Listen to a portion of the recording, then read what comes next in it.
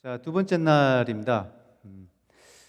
자, 어제 그 제사에 대한 일반적인 공통적인 그 어떤 원리적인 부분들을 쭉 제가 설명을 드렸습니다.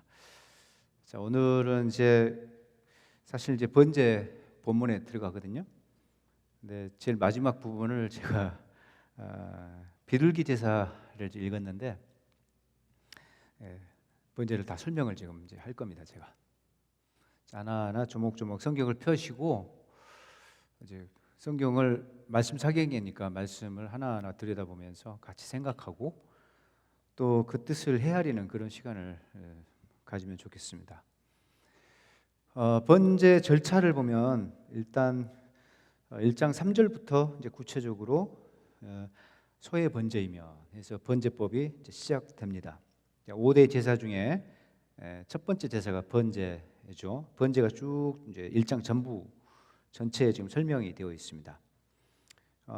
참고로 1장 2절에 우리말 성경, 한글 성경에는 가축 중에서 소나 양으로 이렇게 되어 있거든요. 근데 양으로 번역된 것이 그 영어 성경으로는 플록으로 되어 있어요. 근데 그러면 플록은 캐틀하고 좀 다르죠. 캐틀은 이제 그 대형 가축, 소 종류고 플록은 양염소를 포함해요.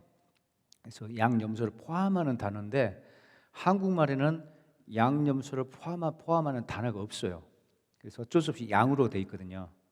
근데 여기에 양염소 둘 다 포함됩니다. 1장 2절에서 그걸 오해하시면 안 됩니다. 양염소가 포함되는데 우리말에 두 종류의 가축을 포함하는 말이 없기 때문에 양으로 번역될 수밖에 없었습니다. 그거 한 가지 알아두시면 될 것 같고, 히브리어로는 이거 쫀이라는 단어거든요. 쫀이 플록에 해당돼요. 플록에 해당되기 때문에 양념소를 포괄하는 단어입니다. 근데 이제 소부터 시작하죠. 자, 흠없는 수컷으로 이제 바치라고 돼 있는데 거기 이제 어제 이제 말씀드렸죠. 흠없는 것 가지고 와야 되고 수컷 바쳐야 된다 말씀드렸는데 이제 끌고 오잖아요. 그러면 이제 제사가 시작됩니다. 첫 번째 거기 보시면은 번제물에 안수를 하라고 그랬어요. 그래서 제일 먼저 안수를 하고 도사를 합니다.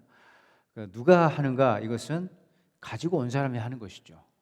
그래서 제사자 혹은 헌제자의 몫입니다. 이것은 그 다음에 이제 두 번째 도사를 하는 거죠. 안수하고 도살까지 해야 돼요. 안수하고 이제 바로 시작하는데 목을 따는 일을 누가 하는가? 제사자의 몫이다라는 것을 우리가 알고 있어야 되고요.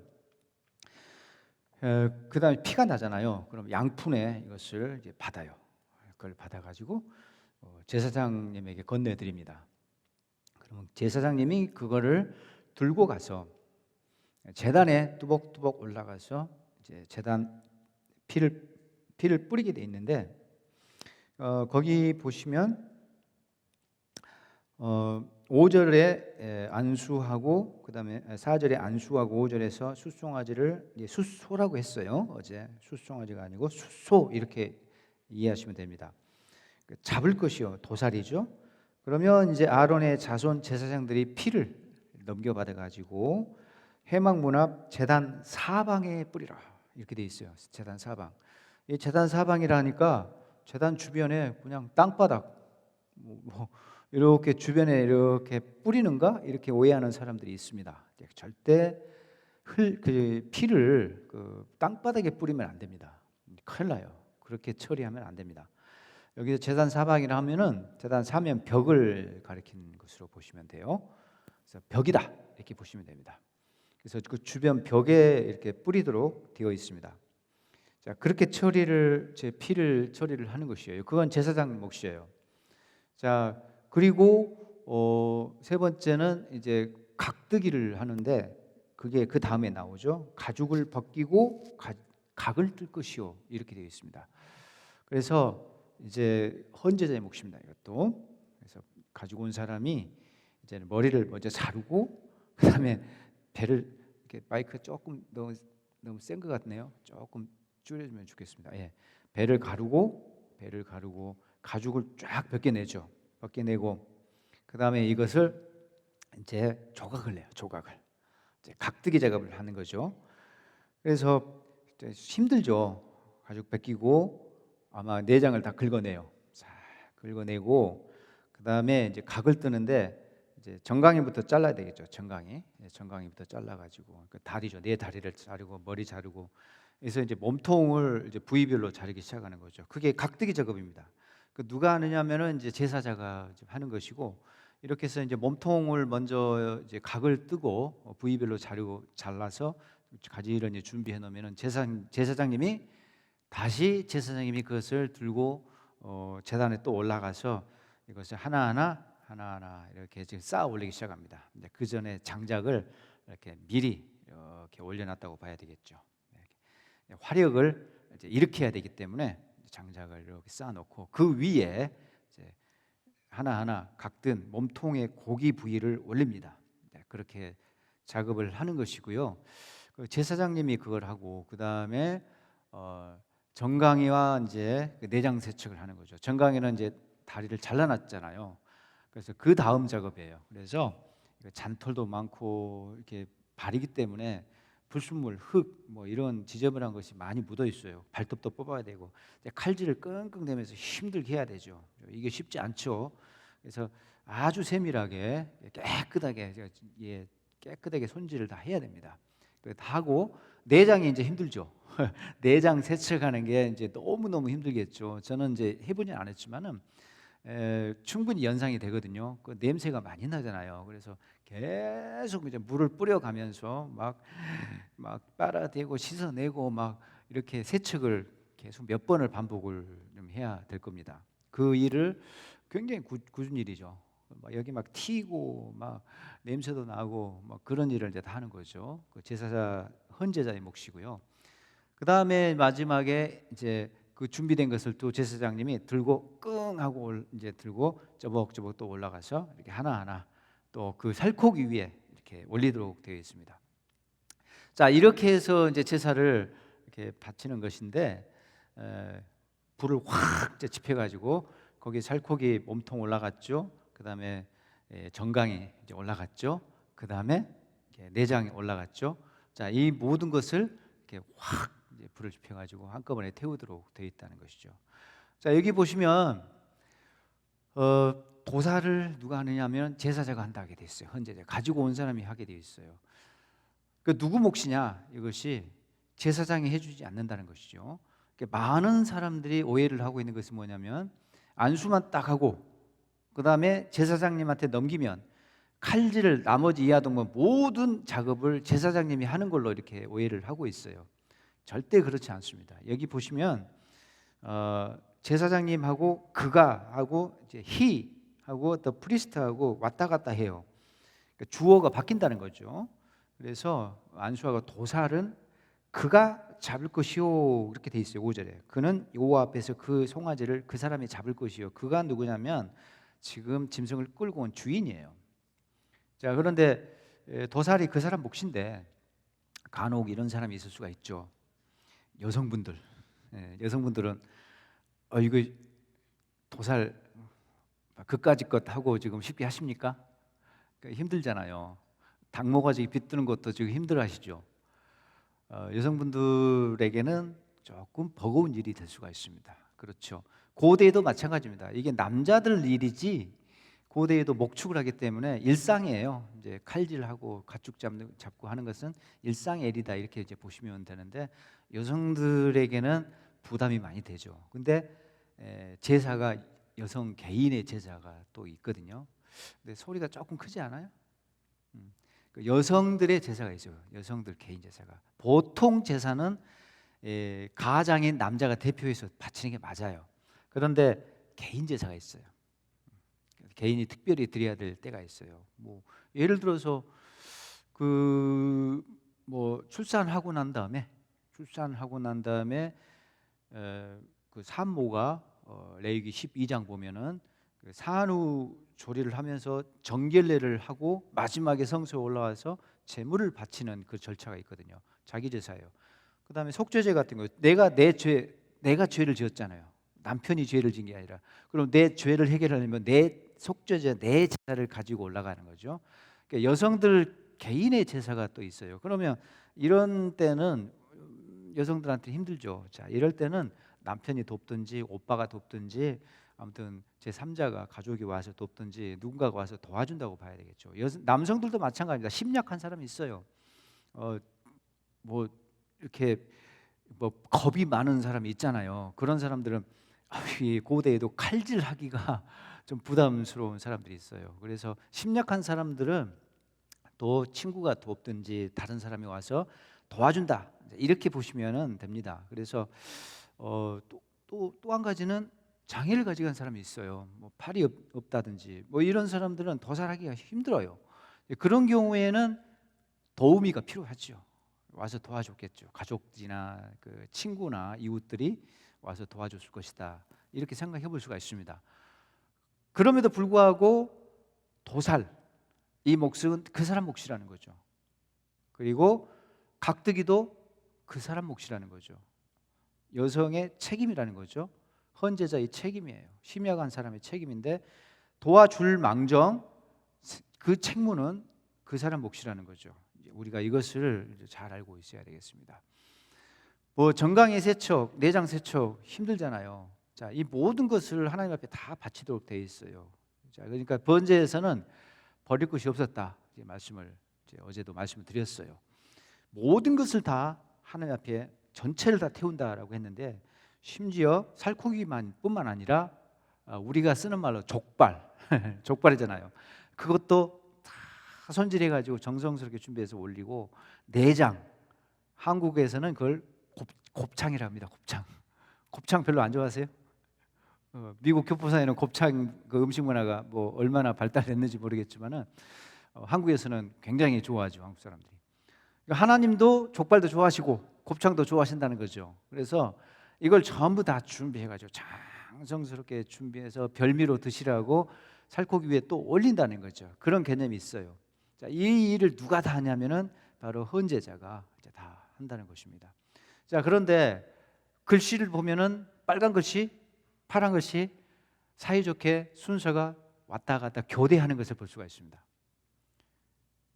자, 그런데 굳은 일은 누가 지금 다 하고 있죠? 힘든 일,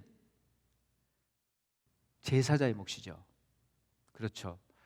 굳은 일은 전부 헌제자의 몫이에요. 제사장님이 하지 않아요. 여기 이제 주어를 보고 이렇게 왔다 갔다 하는 걸 볼 수 있거든요. 그래서 그는 송아지를 잡을 것이요, 아론의 자손 제사장들은 피를 가져다가 뿌릴 것이요, 그는 가죽 벗기고 각을 뜰 것이요, 아론의 제사장 아론의 자손들은 그 위에다가 그 살코기를 놓고 태울 것이요, 뭐 이렇게 돼 있어요. 그래서 순서가 왔다 갔다 교대한다는 것을 확인할 수가 있거든요. 사이좋게 한 번씩 임무가 교대되긴 하지만은 정말 번거롭고 힘든 일은 전부 헌제자의 몫이다라는 것을 우리가 알 수가 있습니다. 이 내장 청소하는 거 특히 굉장히 힘들죠. 막 튀고 막 이렇게 불순물 여기저기 묻고 냄새는 역겹고, 그래서 또 끙끙 막 땀 흘려가면서 그걸 몇 번을 씻어내야 되고 너무너무 힘들죠. 자, 다른 사람이 도와줄 망정 이제 그 사람의 몫으로, 이 책무는 그 사람의 몫으로 돌아간다라는 것을 알 수가 있습니다. 자, 여러분 여기서 우리가 예배가 무엇인가, 예배자는 어떻게 예배를 드려야 될 것인가 하는 것을 교훈을 얻을 수가 있습니다. 자, 이게 우리가 예배 드리는 모습이라고 생각하셔야 돼요. 굳은 일은 내 몫으로 다 한다. 내 몫이 있다. 예배자의 몫이 있다. 자, 예배를 드릴 때는 예배를 순서를 담당하고 설교하신 분, 기도하신 분, 안내를 하신 분, 예배를 이끄는 책임자의 몫이 있는데 그들은 제사장 역할을 한다고 보시면 돼요. 그런데 회중들은 헌제자의 역할이다, 이렇게 보시면 됩니다. 그래서 제사장들은 제사장 몫을 해야 되고 회중은 회중 몫을 해야 된다는 것이죠. 이게 예배다는 것이죠. 그런데 제사장님 몫도, 제사장님의 책무도 아주 중요하죠. 실수하면 안 되잖아요. 굉장히 중요하지만요. 그리고 제사장님들도 바빠요. 고기 올려놓고 계속 새스랑이 있어요. 삼지창이 푹 찔러다가 고기 한 번씩 이렇게 뒤집어주고, 삼겹살 구울 때 다 그렇게 하시잖아요. 이렇게 뒤집고 하잖아요. 마찬가지입니다. 제사장님들도 계속 거기서 새스랑질을 해야 돼요. 끙끙하면서 막 불도 관리하고 막 뜨거운데 그 옆에서 땀 뻘뻘 흘려가면서 고생해요, 제사장님들도. 근데 아무래도 더 힘든 일은 헌제자가 한다는 것을 우리가 알 수가 있어요. 아주 그 힘든 일, 도살부터 해서 피를 이제 받아내고, 그 다음에 막 짤좀 튀겨가면서 각두고 말이죠. 줄줄 땀이 흐르게 돼 있어요. 그 굳은 일은 다 헌제자의 몫인데, 예배는 어떻게 드려야 되는가? 예배자는 어떤 자세로 예배를 드려야 되는가? 바로 여기에 다 나와 있다고 봅니다. 자, 우리는 예배를 드릴 때 나 자신을 제물로 바치는 그런 행위를 합니다. 하나님, 나를 바칩니다. 내가 나 자신을 제물로 바치게 돼 있어요. 그러면 나를 죽여야죠. 그래서 예배 시작할 때 예배 현장에서 나를 죽이는 일부터 해야 됩니다. 뻣뻣하게 고개 숙이고 이렇게 있으면 안 되고, 겸손하게 나를 내려놓고 죽이는 작업부터, 자아를 이제는 하나님 앞에 내려놓고 나를 도살하는 그런 일부터 시작을 해야 된다라는 것이죠. 그 다음에 각득이 해야 되잖아요. 이거 완전히 조각되잖아요. 나의 강팍한 이 돌 같은 완고한 심령, 고집, 아집, 이것을 박살내라, 산산조각내라는 거죠. 그래서 나의 그 돌 같은 완고한 그런 심령을 하나님 앞에서 조각내는 작업을 해야 된다. 뻣뻣하게 있으면 안 된다는 거죠. 나를 분해시키는 작업을 해야 됩니다. 그게 각득이에요. 그 일이 내 몫으로 내가 감당해야 될 일이고요. 예배를 드릴 때마다 나를 죽이고 나를 각드는 작업, 해체하는 작업을 해야 된다라는 것을 여기서 우리가 교훈받을 수가 있습니다. 그리고 청소해야 되잖아요. 세척을 해야 되잖아요. 온갖 더러운 걸 끄집어내서 막 씻어내야 되잖아요. 그렇죠. 예배 시간에 그리스도의 보혈, 십자가의 그 구속의 능력을 우리가 힘입어서 예수님의 보혈을 생각하면서 그 피로 나를 씻어달라고 믿습니다. 내가 잘못했습니다. 나는 더러운 죄인입니다. 라고 이제 고백하면서 나의 더러운 죄를 회개하고 하나님 앞에서 이거를 세탁하는, 십자가의 보혈로 씻어내는 그 작업을 내 몫으로 해야 된다는 것입니다. 다른 사람이 해주지 않아요. 제사장님이 해주지 않습니다. 이것은 내 몫으로 내가 해야 될 일이죠. 이게 진정한 예배자의 모습입니다. 자, 그래서 우리가 여기서 예배자의 모습을 볼 수가 있어요. 진정한 예배자는 무엇인가? 누군가? 바로 저 책무를 자기 몫으로 온전히 감당해내는 사람, 그 사람이 진정한 예배자다라는 것을 알 수가 있습니다. 과연 우리는 이런 마음으로 예배를 드리고 있는가 하고 우리 스스로를 점검할 필요가 있습니다. 근데 많은 경우 예배를 심사하는 마음으로 와요. 예배를 평가하려고 그런 마음으로 오고, 예배 참관인으로 이렇게 둘러보러 이제 오는 그런 예배자의 모습이 우리의 모습이 아닌가라는 생각이 듭니다. 뭔가를 받으려고만 와요. 당연히 목사님은 은혜를 줘야 돼요. 나의 그 마음을 터치를 해주고 찡하게 만들어주고 감동하며 주셔야 돼, 목사님이. 성가대는 당연히 잘 준비된 그 노래로 뭔가 예배를 분위기를 멋있게 만들어줘야 돼요. 그래서 나는 뭔가 예배 시간에 기대를 품고 이제 오죠. 그게 잘못됐다는 것이 아닙니다. 당연하죠. 우리는 그 기대를 품고 예배 현장에 오죠. 그래서 그게 제사장님들의 몫이기 때문에 그건 잘 해야 됩니다. 목사님은 설교를 최선을 다해서 설교 준비하셔야 되고, 성가대도 잘 선곡하시고 연습 잘 하시고, 예배위원들도 정성스럽게 준비하시고, 기도도 미리미리 집에서 잘 준비하셔가지고 이제 기도 대표기도 하시고 등등, 전부 이 모든 것은 제사장님들의 몫이지만 그 중요하죠.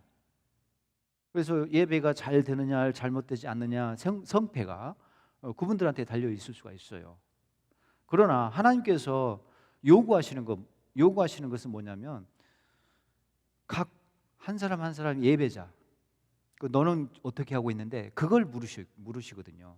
그래, 그거는 제사장들의 몫이고 너는 근데 어떤 예배자니 하고 이제 하나님께서는 그걸 물으시고, 하나님께서는 그 사람의 중심을 보신다는 거죠.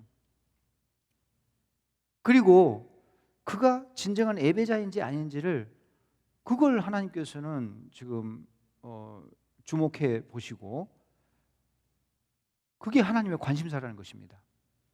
그래서 예배를 평가하려고 이렇게 점수를 매기는 그런 행위를 하는 것보다는, 물론 그것도 중요하다고 말씀드렸습니다. 그런데 중요한 것은 나 자신이 진정한 예배자인가, 나는 몇 점짜리인가, 이거를 평가를 해야 되겠죠.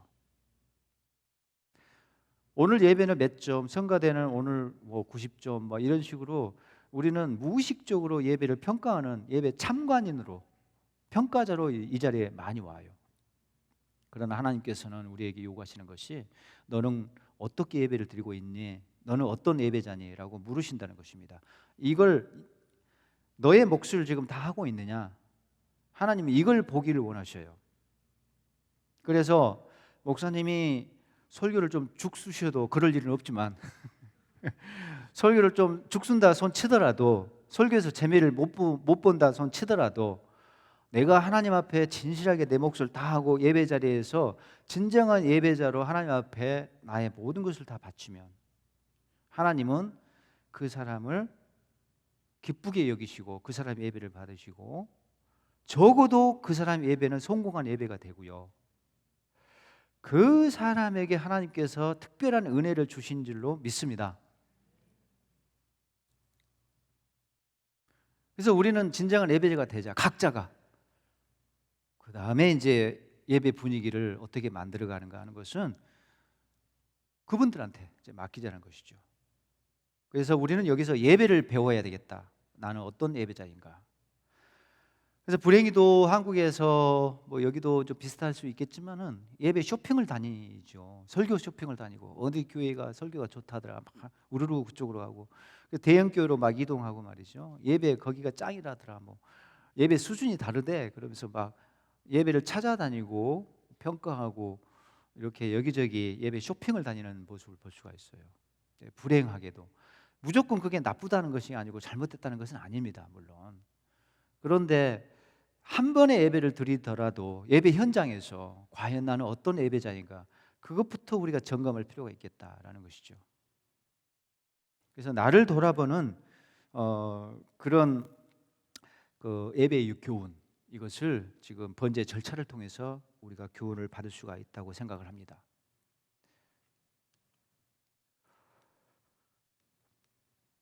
자, 두 번째로 이제 번제는 각을 뜬다고 했어요.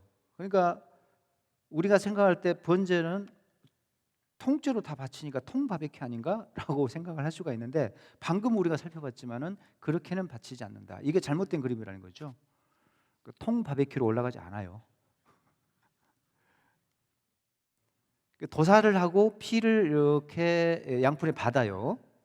저런 절차를 거쳐야 되고, 이게 조금 맞는 그림이죠. 이렇게 조각을 냈잖아요. 그래서 아주 그 제사장들이 부지런히 지금 고기를 뭐 뒤집고 정리하고 분주합니다. 제사장들도. 자, 이렇게 분주해요. 그 옆에 제단에 그 사용되는 부속 비품들이 많이 있어요. 삽도 있고 뭐 재도 막 긁어내야 되고, 제사장님들이 다 그걸 해요. 재 긁어내고 제단 관리하고 장작 올리고 불 관리하고 등등 바쁩니다. 제사장님들도 바빠요. 자, 여기 이제 제단 이제 모습이라고 보시면 되고, 그 다음에 번제 짐승의 종류를 보는데 이게 등급화되어 있어요. 자, 방금 우리가 비둘기를 읽었고 앞부분에서 소를 봤습니다. 소부터 시작합니다. 숫소. 자, 숫소를 바치고요. 부자와 높은 신분에 있는 사람들은 숫소를 바쳤을 거예요. 틀림없이. 그 소의 영양이 된 사람은 소를 바쳤다, 이렇게 보시면 됩니다. 그 다음에 그만큼 영양이 안 된 사람은 순양과 순염소로 이제 사이즈가 줄어요. 보통 그만큼 한 사람들이죠. 보통 일반적으로 중산층에 해당된다고 보시면 됩니다. 그리고 이제 가난한 사람들, 빈민층은 이제 산비둘기나 집비둘기 이렇게 돼 있어요. 그런데 산비둘기에는 새끼자가 안 붙어 있는데 집비둘기에는 새끼자가 꼭 붙어 다녀요. 오늘 본문 읽었죠. 14절에서 산비둘기나 집비둘기 새끼 이렇게 돼 있어요. 그 이유가 또 있습니다.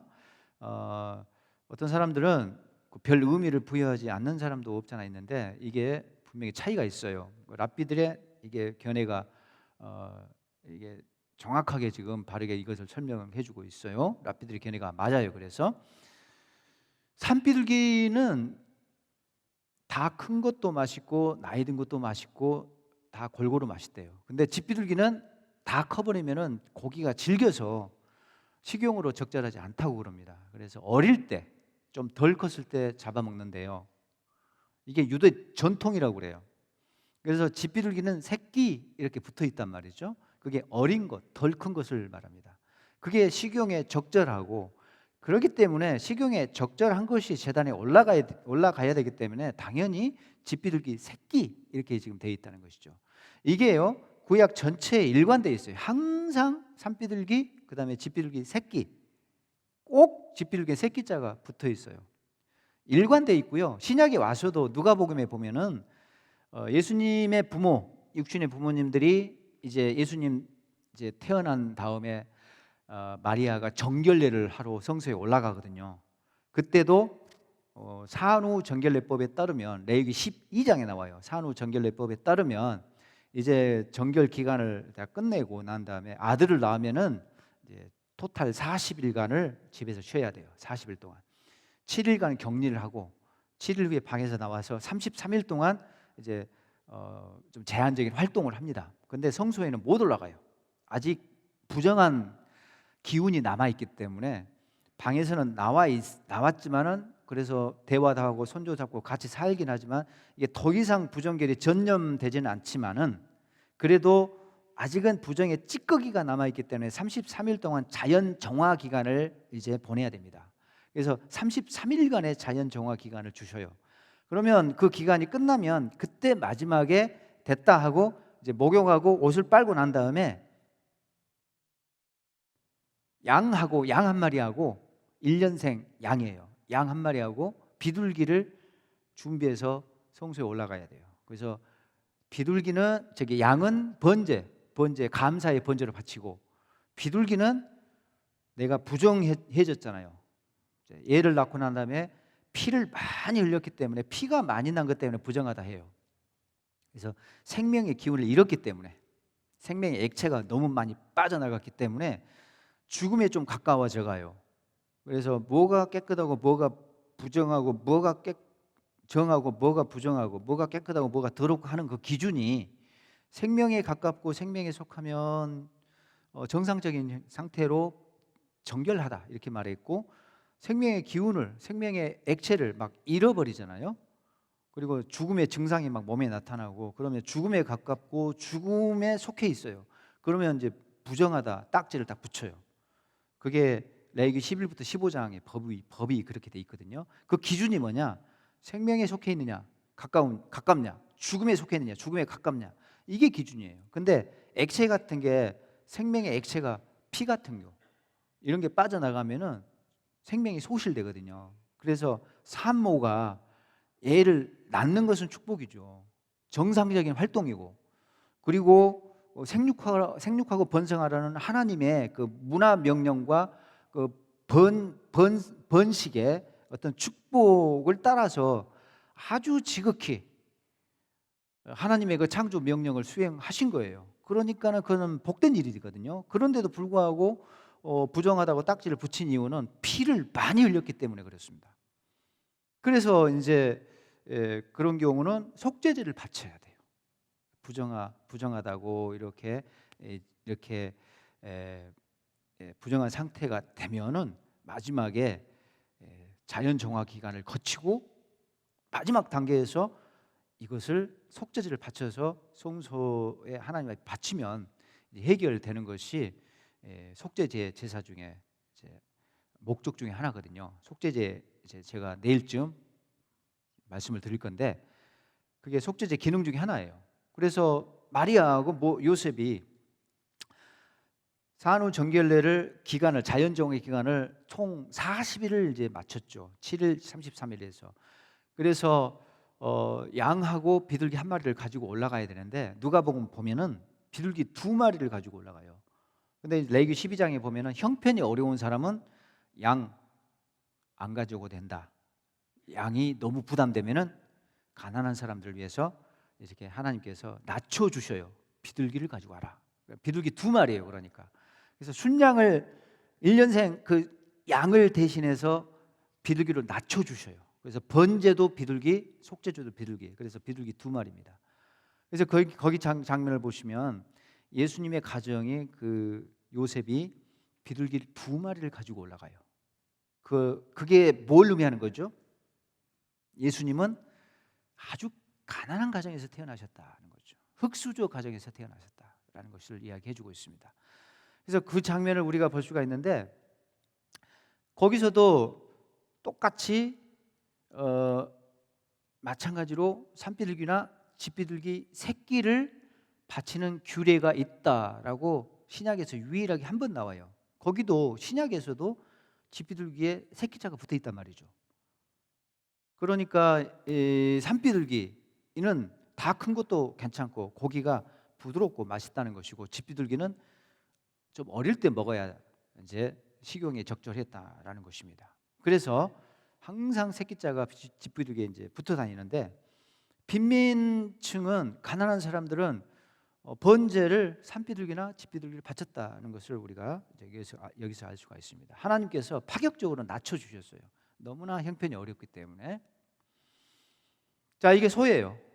엄청 크죠. 뭐 미국 소도 막 이런 식으로 우람할 거예요. 크죠. 팔레스타인 소들도 좀 막 골격이 큰 소들이 있다고 그래요. 자, 이게 양염소죠. 그렇죠? 그 염소는 좀 고약하게 생겼어요. 그 뒤에는 양들이 있죠. 원래 그 양떼를 풀 때 중간중간 염소를 풀어 놓는다고 해요. 일부러. 그래야 흩어지지 않는데요. 이놈들이 사나웠고 성질이 고약해가지고 막 뿔로 막 받는 그런 습성이 있고 해서 양들이 흩어지지 않게 하는 효과가 있다고 그럽니다. 그래서 섞어서 이제 키운다고 목축을 한다고 그래요. 그래서 염소도 꽤 많이 키웁니다. 그리고 이제 양을 주로 더 많이 키운다고 이제 보시면 되고, 자, 이게 중산층 정도 되면 이걸 바친다는 것이고요. 그다음에 이제 가난하면 이제 어쩔 수 없이 이렇게 비둘기로 갈 수밖에 없는데 집에서 이제 비둘기를 키울 수 있죠. 키울 수 있어요. 집에서 못 키우면은 이제 산에 가서 또 잡으면 돼요. 그렇죠? 그래서 산에 가면 들판에 가면 산비둘기가 있으니까 또 그거를 잡아서 식용으로도 먹고 그다음에 하나님 앞에 제물로도 바쳤다는 것이죠.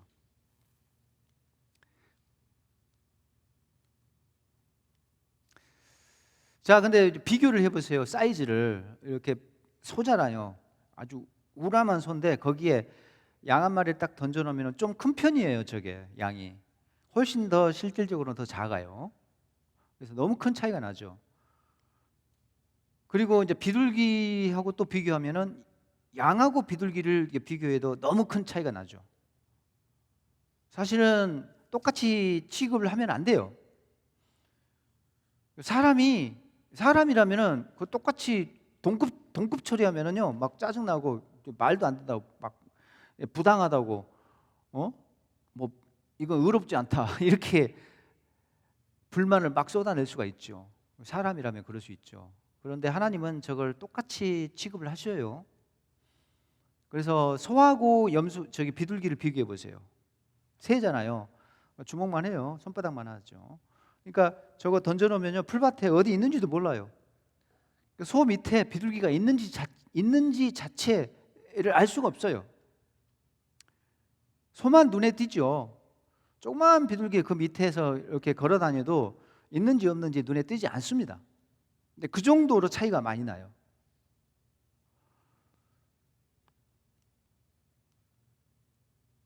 자, 그런데 하나님께서는 이런 그 비둘기를 바치는 것도 기뻐하셨다는 것을 우리가 알 수가 있습니다.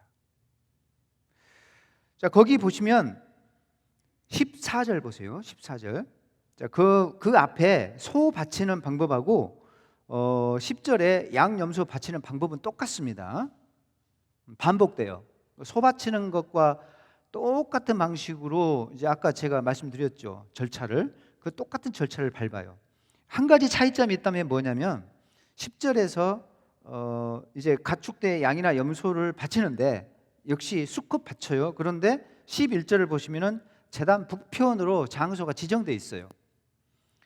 그러니까 양 염소는 제단의 북쪽에서 이렇게 잡도록 장소가 지정되어 있기 때문에 거기서 도살을 해야 됩니다. 그래서 첫날 제가 말씀드렸지만은 성막은 아무렇게나 세팅하는 것이 아니고 방향을 잡아서 그 기준점이 있고 그 기준에 따라서 방향을 정확히 맞추어서 세팅을 한다고 말씀드렸어요. 그래서 항상 입구 쪽을 동쪽으로 이렇게 삼아서 그걸 기준점으로 잡고 이렇게 성막을 설치하거든요. 그럼 북쪽이 이쪽이 되겠죠. 그러니까 제단에서 북쪽이면은 위쪽이에요. 거기서 이제 도살을 해야 된다는 것이고요. 소는 도살 장소가 지정되어 있지 않아요. 소는 아무리 봐도 도살 장소가 없어요. 근데 그 이유가 뭐냐면 소는 너무 크기 때문에 장소가 좀 협소할 수가 있어요. 어떤 아주 유명한 학자 한 분은 유대인 랍비 학자인데 그분은 다르게 설명을 하더라고요. 근데 동의가 좀 잘 안 돼요. 그분 설명에 따르면 소가 통제가 안 되니까 여기저기 돌아다니니까 막 돌아다니까는 끌려다니니까는 북쪽에 딱 지정하기 어렵다는 거죠. 힘이 너무 세기 때문에. 근데 절대 짐승을 그렇게 잡으면 안 된다는 거죠. 항상 그 짐승을 잡을 때는 발목을 묶어서 잡아야 되기 때문에 그건 틀린 설명이에요. 다른 이유가 아니라 그래서 너무 덩치가 크기 때문에 장소가 협소해서 아무데나 잡아라 이렇게 돼 있어요. 근데 발목을 꽁꽁 묶어서 움직이지 못하도록 하고 도살을 해야 됩니다. 자, 그러니까 소는 부피가 너무 크기 때문에 아마 좀 협소한 장소 그런 문제가 생기기 때문에 아마도 지정이 안 돼 있고, 양염소는 딱 지정돼 있어요. 북쪽으로 정해져 있습니다. 그걸 우리가 볼 수가 있고요. 나머지는 똑같아요. 똑같고 특징은 뭐냐면은 가죽 있잖아요. 가죽은 안 태워요. 유일하게 가죽만, 물론 똥 같은 건 다 음식 찌꺼기 이런 건 다 빼죠. 당연히 이런 건 안 태우고 태울 수 있는 부위 중에서 모든 걸 다 태우지만은 가죽은 절대 안 태웁니다. 자, 가죽은 어떻게 처리하냐면은 이게 이제 뒷부분에 나와요. 여기는 안 나와요. 가죽을 벗겨라 이렇게만 돼 있고, 가죽 처리하는 방법은 7장 이제 가야지 나옵니다. 7장에서 이렇게 6장을 가야지 나와요. 6장부터 보면은 다시 6장 8절부터 보시면은 또 번제가 한 번 더 나와요. 한 바퀴 더 돌거든요. 거기 보면은 6장 14절은 또 소제가 나오고 24절 보면은 속죄제 바치는 뭐 규례가 나오고 등등 이렇게 쭉 나오는데, 이 7장 8절을 보시면은 7장 8절을 보시면 사람을 위하여 번제를 드리는 제사장, 그 제사장은 그 드린 번제물의 가죽을 자기가 가질 것이며 이렇게 돼 있어요. 가죽은 누구 몫으로 돌아가냐면은 제사장 몫으로 돌아가게 돼 있어요. 왜 가죽을 안 태우는가? 가죽은 이유가 있어요. 잘 안 타요. 잘 안 타기 때문에 연기가 너무 많이 납니다. 그 냄새도 쾌쾌하니 아주 누린내 막 이상한 냄새가 나요. 그러니까 냄새도 좋지 않고 연기가 너무 많이 나고, 그 다음에 가죽만 안 타는 게 아니라 가죽을 딱 덮어버리면 그 나머지 살코기도 덩달아서 안 타게 돼 있어요. 그래서 부적절해요, 제단에. 그리고 결정적으로 먹는 부위가 아니에요. 사람이 먹는 부위가 아닌데 그 제단에 올리면 안 되잖아요. 그 이유가 제일 커요, 사실은. 그래서 가죽은 이제 깨끗하게 벗겨가지고 제사장님에게 바치도록 되어 있습니다. 근데 어떤 사람은 가죽이 부정하니까 제단에 안 올렸다 이렇게 생각하는 사람도 있는데 천만의 말씀이에요. 절대 그렇지 않습니다. 부정하면 갖다 버려야죠. 폐기를 해야 돼요. 그게 아니고 제사장님의 생활용품으로 돌려드려요. 그러니까 이것도 거룩한 성물입니다. 일반 사람들에게 주면 안 돼요. 왜? 이게 가죽이 성물이기 때문에, 거룩한 물건이기 때문에. 그러니까 이게 뭐 부정하니까, 더러우니까 벗겨냈다, 뭐 제사장님한테 줬다, 안 태웠다, 이거는 적절하지 않는 설명입니다. 성물입니다. 귀한 물건이에요. 그래서 용도가 많죠. 가죽을 쓸 일이 많잖아요. 그래서 제사장님의 재산으로 이제 돌아가게 돼 있습니다. 자, 이렇게 해서 가죽은 이렇게 제사장님 몫으로 돌려드리고 나머지를 다 이렇게 태운다라는 것을 우리가 알 수가 있는데, 이제 14절부터가 비둘기 바치는 제사라는 말이죠. 자, 그런데 비둘기 바치는 제사는 좀 난해해요, 설명이. 그리고 특별해요. 자, 여러 가지로 비둘기 제사는요 특별한 제사였습니다. 첫 번째, 예외 규정입니다. 이것은 그러니까 하나님께서 봐준 거예요. 그러니까 그 4발 달린 짐승이 표준 아니에요. 표준적인 제사는 자고로 4발 달린 짐승을 드리는 것이 마땅해요. 그런데 형편이 안 되니까 하나님께서 파격적으로 봐준 거죠. 너는 안 되니까 특별하게 이거 바쳐라 라고 하나님께서 배려를 해주신 것입니다. 그렇게 해서 가난한 자들에게는 4발 달린 짐승이 아니고 날짐승을 바치도록 했는데, 문제는 너무 작다는 거죠. 이렇게 작은 거예요. 그걸 이제 바치도록 했는데, 자, 아까 이제 말씀드린 대로 산비둘기나 집비둘기 새끼를 바치는데, 자 15절을 한번 보세요. 15절. 여기서부터 이제 조금 이제 다르다는 걸 알 수가 있어요. 일단은 제물 자체도 날짐승으로 이제 바뀌니까, 그리고 사이즈가 너무 작으니까 그게 좀 큰 차이가 있지만은요, 제사 절차도 잡는 방법도 다릅니다. 자, 제사장님한테 그걸 가져가잖아요. 그러면 15절부터 보면은 제사장은 그것을 제단으로 가져다가, 이게 지금 뭐가 생략돼 있어요. 여기 보면은 안수가 없잖아요.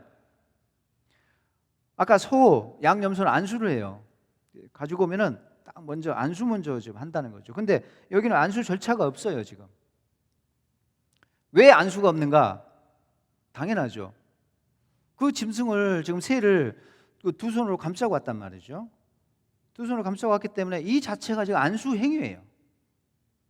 자, 안수가 뭘 의미하냐면요, 짐승을 딱 가지고 와가지고 안수를 딱 하잖아요. 이게 물컵이 이제 조심할게요. 제가 조금 조심하겠습니다. 가지고 오면은 안수 딱 하잖아요. 여기 지금 양이라고 합시다. 안수 딱 하면은 안수한 순간 이 양하고 내가 하나가 돼요. 쉽게 말하면 안수는 연결 작업입니다. 연결 작업. 그래서 제사에서 가장 중대한 순간은 안수예요. 그래서 짐승을 끌고 와가지고 제사장이 마지막으로 신체 검사를 또 합니다. 하자가 있는지, 어디 부러진 데는 없는지, 눈동자는 괜찮은지. 왜냐하면 실수를 할 수가 있거든요. 내가 잘 골라서 가지고 왔는데, 나름대로 최선을 다해서 멀쩡하다 싶어서 데리고 왔는데 제사장님이 보니까 문제가 발견될 수가 있단 말이죠. 그리고 오는 도중에 뭔가 어디가 찢길 수도 있어요.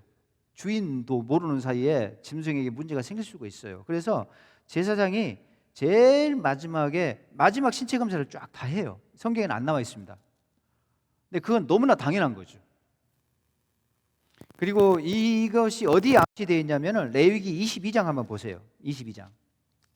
거기 암시가 돼 있어요. 22장 보시면 거기에 그 제사장 규례가 또 나오거든요. 22장, 23장, 21장부터가 제사장 규례예요. 제사장은 누구랑 결혼할 수 있다, 누구랑 결혼 못한다, 제사장은 장례식에 어떤 장례식에 갈 수 있다, 어떤 장례식에 갈 수 없다 등등, 이런 결혼 규정, 장례 규정 이런 것들 쭉 이야기하거든요. 근데 이제 거기 보시면 제사장들이 직무를 할 수 있는 제사장, 직무를 할 수 없는 제사장이 또 있어요. 그러니까 몸에 흠이 있는 제사장들은 직무에서 배제가 돼요. 군대 빼주듯이. 그래서 12가지 목록이 나와요. 흠 있는 제사장들은 직무 배제하면서 그 흠의 목록이, 제사장의 흠의 목록이 12가지가 쭉 이렇게 나열됩니다. 그게 지금 21장에 나와 있어요. 21장에 그 제사장의 흠의 목록이 그게 16절부터 쭉 나와요. 흠이 있는 자는 가까이 못한다, 맹인, 다리 저는 자, 코가 불완전한 자, 지체가 더한 자, 이렇게 제사장의 흠의 목록이 나오거든요. 이게 조금은 차별적으로 느껴질 수가 있어요. 장애 가진 사람은 그럼 목사하지 말라는 이야기네. 그렇게 오해할 수도 있지만 그런 요소가 없잖아 있을 수가 있어요. 고대 세계니까 그런 요소가 없잖아 있을 수 있지만요, 다른 측면으로 보면 이건 배려예요. 배려. 왜 배려냐면요, 맹인이나 뭐 다리에 문제가 있는 사람들은요, 고난도의 제사 성소에서 직무를 감당하기가 어려워요. 그 무거운 고깃 덩어리를 운반해야 되고요. 아주 미세하게 실수하면 안 되니까 정신 차리고 뭔가를 막 해야 되거든요. 그 일에 부적절해요, 이분들은. 그래서 군대 빼듯이 빼주는 것이 있어요. 그런데 중요한 것은요, 정말 파격적인 것은 이분들은 직무에서 배제가 되지만 생활비는 똑같이 받았어요. 봉급을 사례를 똑같이 받았습니다. 여기 이제 나와요. 어느 구절인지 제가 정확히 뽑아서 얼른 말씀 못 드리지만은 모든 생활 이렇게 혜택을 받는데 사례를 받을 때 불이익이 전혀 없이 똑같이 사례를 받아요. 돌아가는 몫은 똑같습니다. 그러니까 무노동 유임금이에요. 그런데 좀 없을까요? 그러니까 훨씬 인권적이에요. 그런 측면에서는 차별적으로 느낄 필요는 없습니다. 자, 그런데 이렇게 이제 직무에 적절한 제사장의 어떤 자격과 흠의 목록을 쭉 이야기하고, 그 다음에 22장으로 가면은 거기 보면은 짐승의 흠의 목록이 여기 나와요. 거기 보면은 이제 22장 22절부터 보세요. 너희는 눈먼 것, 상한 것, 지체에 배임당한 것, 종기 있는 것, 습진, 이게 지금 12가지가 또 나와요. 그러니까 제사장의 흠의 목록이 12가지가 나오고요, 짐승의 흠의 목록이 12가지가 또 나와요. 그래서 그 흠에 이 표준한 대로 체크해가지고 이런 흠이 있으면 빼야 됩니다. 그래서 앞부분에서는 제사법에는 흠만 이야기를 하고 있어요. 흠 있는 것은 빼라. 흠 없는 것을 가지고 와라. 이렇게 이제 말을 해주고 있지만 흠이 뭔지는 여기서 말을 해주고 있지 않아요. 어떤 흠인지 그게 이제 뒷부분에서 나오죠. 이러이러한 흠이다라고 뒤에서 알려줘요. 그런데 이게 지금 제사장법이거든요. 왜 제사장법에서 이걸 알려주냐면은 마지막 신체 검사를 제사장이 신중하게 해야 되기 때문에 제사장이 이거를 정확하게 알고 있어야 됩니다. 그래서 제사장법의 제일 마지막 부분에 짐승의 흠의 목록이 쫙 리스트로 주어지고 있습니다. 제사장이 판별을 해야 돼요, 마지막에. 그래서 흠의 목록이 제사장 법에 들어가 있습니다. 그러니까 다시 1장으로 돌아와 가지고 지금 흠을 체크하는 그 책무는 누구한테 있냐면은 제사장한테 있는데, 안수하기 전에 제사장이 마지막으로 신체 검사를 한단 말이죠. 그래 가지고 이 짐승이 합격 판정됐습니다. 김 집사님, 잘 골라오셨네요. 하나님이 기뻐하실 만한 양입니다 라고 이제 합격 판정을 내리면 처음 절차가 안수예요. 여기서 퇴짜 맞으면 집으로 끌고 가야 됩니다. 못 바치죠. 그럼 제사 자체가 시작이 안 돼요. 그래서 제사장이 최종적으로 합격 판정이 되고 난 다음에 제물의 자격이 갖추어져서 그때 첫 번째 동작이 안수예요. 자, 그러면 우리 제사 시작합시다. 집사님 안수하십시오. 그러면 탁 안수를 먼저 해요. 그리고 안수할 때 손만 썰렁하게 아무 이야기도 않고 기도도 않고 찬양도 않고 손만 딱 대고 뗐을까요? 그건 아니죠. 성경에는 마치 손만 올렸다가 뗀 것처럼 돼 있는데, 그래서 어떤 신학자는 레위기의 성소는, 레위기의 제사 현장은 침묵의 성소였다, 이렇게 해석하는 사람도 있어요. 침묵의 성소다. 입 다물고 아무 이야기도 하지 않고 그냥 묵묵히 여기에 제사 절차대로 그냥 조용하게 입 다물고 묵묵히 아까 그 교대로 하는 제사 절차를 이렇게 하나하나 진행을 했다, 이렇게 해석하는 사람도 있어요. 말도 안 되죠. 이거는 인간의 정서에도 안 맞아요. 그거는 당연히 대화가 있죠. 집사님 무슨 일로 오셨어요? 이번에 양 가지고 오셨네요.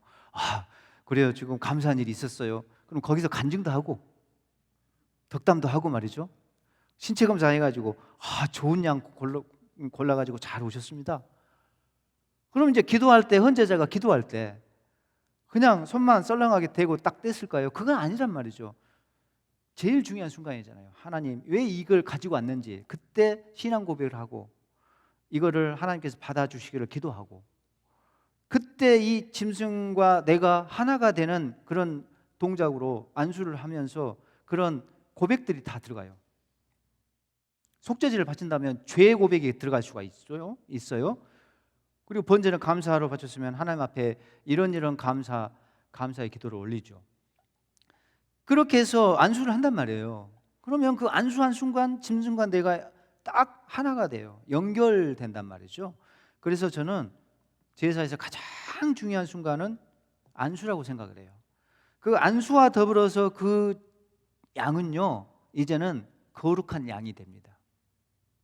그 전에는 합격 판정은 됐지만 아직은 거룩한 양이라고 볼 수가 없어요. 그냥 마음 바뀌어서 제사장님 그냥 집에 갈래요. 그럼 끝이에요. 근데 안수 딱 하잖아요. 그 순간 짐승과 헌제자가 연결돼 가지고요, 하나가 됐어요. 뗄 수 없는 불가분리의 관계로 딱 들어가요. 그렇게 해서 짐승과 그 사람이 이제는 하나가 되면서 이 짐승이 그 사람이 되고 이 짐승이 그 사람을 대신하는 역할을 한단 말이죠. 그 순간부터 이 양은 보통 양이 아니게 되고 거룩한 양이 됩니다. 그래서 이 안수가 중대한 순간이란 말이죠. 그런데 지금 비둘기 제사에서는 안수가 생략돼 있어요. 그래서 어떤 신학자들은 그래요. 레위기 연구자들은 안수가 필수적인 것이 아니다. 왜? 아니 새 같은 거는 안수 생략했잖냐. 그러니까 꼭 안수를 뭐 드려야 되거나 뭐 필수적이거나 그런 건 아니다. 이렇게까지 해석한 사람도 있어요. 천만의 말씀입니다. 제가 말씀드렸죠. 가장 중요하고 엄숙한 순간이라고. 내 기도와 더불어 안수한 순간 이 짐승과 내가 연결된다고 말이죠. 그래서 이 짐승이 올라갈 때 내가 올라가게 돼요. 이 짐승이 죽을 때 내가 죽게 돼요. 왜 그런 현상이 나타나는가? 바로 안수 때문이라는 거죠. 그래서 안수가 뭐 생략돼도 된다? 이거는 있을 수가 없어요. 그러면 왜 새 제사에서는 안수가 생략됐는가? 제가 말씀드렸죠. 두 손을 감싸고 왔잖아요. 아니 새 대가리가 손톱만 한데 거기에 이렇게 손 올리고 웃기잖아요. 좀 우습잖아요. 이건 좀 아니잖아요. 모양새가 좀 이상하죠. 이건 아니에요. 그러니까 두 손으로 감싸고 왔기 때문에 이 자체가 안수예요. 지금 그대로 제사장님 앞에서 이제 기도하는 거죠. 이 짐승을 바칩니다. 이 짐승을 통해서 나를 받아주시고 이 짐승이 바쳐질 때 제가 바쳐집니다. 이렇게 신앙 고백하고 그 짐승을 붙잡고 기도할 때 안수 효과가 있다는 거죠. 그래서 지금 이게 생략된 것뿐이에요. 그래서 그렇게 아마 틀림없이 기도를 했을 겁니다. 침묵의 성소가 아닙니다. 그리고 안수가 기도만 했겠어요? 안수하고 막 감정이 격해지면은 찬양을 했겠죠. 할렐루야 하나님 찬양합니다. 손 막 높이 들고 뭐 이런 여러 가지 활동들이 있었을 거예요. 제사기 때문에 그렇습니다. 충분히 우리가 그걸 상상할 수가 있어요. 뭐 입 다물고 조용히 묵묵히 진행했다. 이건 말도 안 되는 거죠. 그래서 비둘기 바칠 때도 가난한 사람이 이걸 가지고 왔을 때 얼마나 속상해요. 많은 거 가지고 왔기 때문에 마음이 안 좋죠. 그럼에도 불구하고 이걸 정성스럽게 가지고 왔기 때문에 하나님 더 간절히 절실하게 기도했을 것 같아요. 그리고 기도를 하는 거죠. 그렇게 기도하고. 근데 이제 좀 달라요, 절차가. 아까 순서 왔다 갔다 했잖아요. 그래서 헌제자의 몫이 있고 제사장 몫이 있고 사이좋게 순서가 교대가 됐는데 여기서는 그게 아니에요. 짐승이 너무 작다 보니까 모든 게 특별했어요. 자, 파격적으로 조그마한 이게 손바닥만한 짐승으로 낮춰준 것도 파격적이고 가난한 자를 위한 배려고, 이게 쉽게 말하면은 표준안이 아니고 양보안이에요. 양보안. 봐준 거예요. 그래서 여러 가지로 좀 달랐는데 제사 드리는 방법도 이제 여기 보시면은 안수 이제 이렇게 두 손으로 감싸고 틀림없이 기도를 했을 거예요. 안수를 대체한 기도죠. 그리고 난 다음에 제사장님한테 이거를 넘겨드려요. 자, 이제부터 여러분들이 같이 해야 됩니다. 여러분들이 이제 비둘기를 넘겨받은 제사장들이 되는 겁니다. 자, 비둘기 넘겨받았습니다. 집사님, 예, 제가 하겠습니다. 넘겨받으세요. 왜 안 받으세요? 넘겨받았습니다. 제가 넘겨받으셨어요. 그러면 제사장님이 그것을 어디로 가요? 제단으로 가져가죠. 제단에 올라가요. 뚜벅뚜벅 올라가서 자, 제일 먼저 해야 될 게 뭐죠? 제일 먼저 해야 될 게 그것의 머리를 비틀어 끊고라고 돼 있죠. 자, 같이 해요. 응, 영차, 뚝 하고 지금 끊었죠. 꽉 잡으세요. 꽉 잡아요. 꽉 안 잡으면 어떻게 되겠어요? 목 부분을 꽉 잡으셔야 돼. 자, 목을 떼는데 꽉 안 잡으면 어떻게 돼요? 피가 쫙 여러분 얼굴에 다 튑니다. 무슨 말인지 알겠죠? 그냥 꽉 잡아야 되겠죠? 그러니까 피 나오면 피가 분출되면 안 됩니다. 꽉 잡으세요. 자, 꽉 잡고 계세요. 자, 머리를 어떻게 하라고요? 제단 위에 그 조그만 머리지만 조그만 거 그거를 제단에 태우라는 거죠. 자, 던지세요. 제단에 던졌어요. 저 제단 위에 불 사르고 그 다음에 이게 피가 솟구치면 안 된다겠어요. 꽉 잡으세요. 쫙 잡고 몸통도 잡고 지금 어떻게 하라겠습니까? 피는 제단 곁에 어떻게 하라고? 제단 곁에 양푼이 필요 없어요. 그 피가 나와봤자 뭐 얼마나 몇 방울 나오겠어요. 조금밖에 안 나와요. 그러니까 그릇을 사용하거나 그럴 필요가 없습니다. 그 피가 조금밖에 안 나오기 때문에 이거를 몸통째 들고 와서 어떻게 하라고요? 제단 곁에 흘려라. 이렇게 제단 벽에다가 이렇게 흘리라는 거죠. 몸통째 들고 흘려야 됩니다. 제사장님이 다 하는 거예요. 그 다음에 잡고 계세요. 잡고 계세요. 그 다음에 16절 보세요. 16절 보시면은 그것의 모이 주머니와 그 더러운 곳이라고 돼 있어요. 혹시 영어 성경 갖고 계신 분들은 이게 좀 번역이 다르다는 걸 알 수가 있을 겁니다. 그런데 영어 성경마다 번역이 달라요. 이게 어려운 히브리어예요. 어려운 말이에요. 쉽게 말하면 고려시대의 말, 고려시대 어떤 문헌에 한두 번 나오는 그런 단어가 있어요. 그럼 도대체 이게 뭐지? 알 수가 없어요. 한두 번 쓰고 다른 데서는 일절 나타나지 않으면은 그게 도대체 뭔지를 정치 파악이 안 됩니다. 그런 단어가 모이주머니하고 더러운 것이에요. 그러니까 랍비들, 히브리어가 모국어고 이 구약 성경 전체를 히브리어로 통째로 머릿속에 암송을 하고 있는 랍비 선생님들도 이게 무슨 뜻인지를 몰라가지고 논쟁을 한단 말이죠. 영어 성경 보면요, 완전히 천차만별로 다 다르게 번역돼 있어요. 자, 우리 개역 성경도 마찬가지입니다. 예전 우리 한글 성경, 한글 개역 성경하고 지금 개역 개정판을 우리가 보잖아요. 근데 예전 성경은 어떻게 돼 있었어요? 멱통 이렇게 돼 있죠. 멱통은 잘못된 번역이라는 거죠. 자, 왜 멱통이 잘못된 번역일까요? 돼지 멱 단다 하죠. 멱이 뭐예요? 멱살 잡는다. 여기 멱이가 멱이죠. 이게 목줄기가 멱통이에요.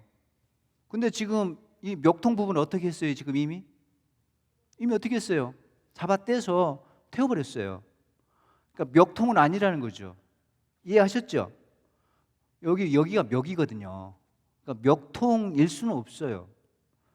목 부분은, 머리 부분을 잡아서 떼서 지금 처리했기 때문에 절대 이게 멱통이 아니기 때문에 모이 주머니로 지금 바꿔놨어요. 이것을. 예전 번역은 완전히 잘못됐죠. 그럼 모이 주머니가 맞는 번역인가? 이것도 지금 이제 생각해 봐야 됩니다. 자, 화면을 보시면은, 화면상으로 이렇게 딱 보시면은 모이 주머니가 이 부분이거든요. 요거는 모래 주머니예요. 닭똥집이라고 하는 거. 그 모래 주머니에는 이 조류들이, 닭이나 비둘기 이런 조류들이 그 모래를 일부러 먹잖아요. 그래서 여기서 소화가 안 돼, 딱딱한 그런 1차 소화를 시키는데 여기서 소화가 안 된 건 이쪽으로 보내가지고 모래로 분쇄를 시켜요. 그래서 마지막 소화를 2차로 시키는 것이거든요. 그러니까 1차 소화기관이 이게 모이주머니 이겁니다. 소화가 안 된 것은 모래주머니로 가요. 이렇게. 이게 닭똥집이란 말이죠. 자, 그러면 모이주머니만 떼고 나머지 내장은 어떻게 해요? 그냥 냅두는 거예요? 이것도 문제가 되잖아요. 모이주머니만 떼면 기술적으로 이것만 떼는 것도 어려워요. 그리고 또 한 가지는 이게 또 특징인데요. 절대 칼질을 안 해요. 칼질을. 다 손으로 처리합니다. 새는 절대 칼질을 안 씁니다. 칼로 뭐 이렇게 배를 가르거나 뭐 손질을 하거나 일절 칼을 쓰지 않고 손으로 다 작업을 해요. 그러니까 손으로 어떻게 저거 모이주머니를 끄집어내요? 저것만 이렇게 뽑아내요? 이게 어렵잖아요. 그러니까 모이주머니가 아니에요.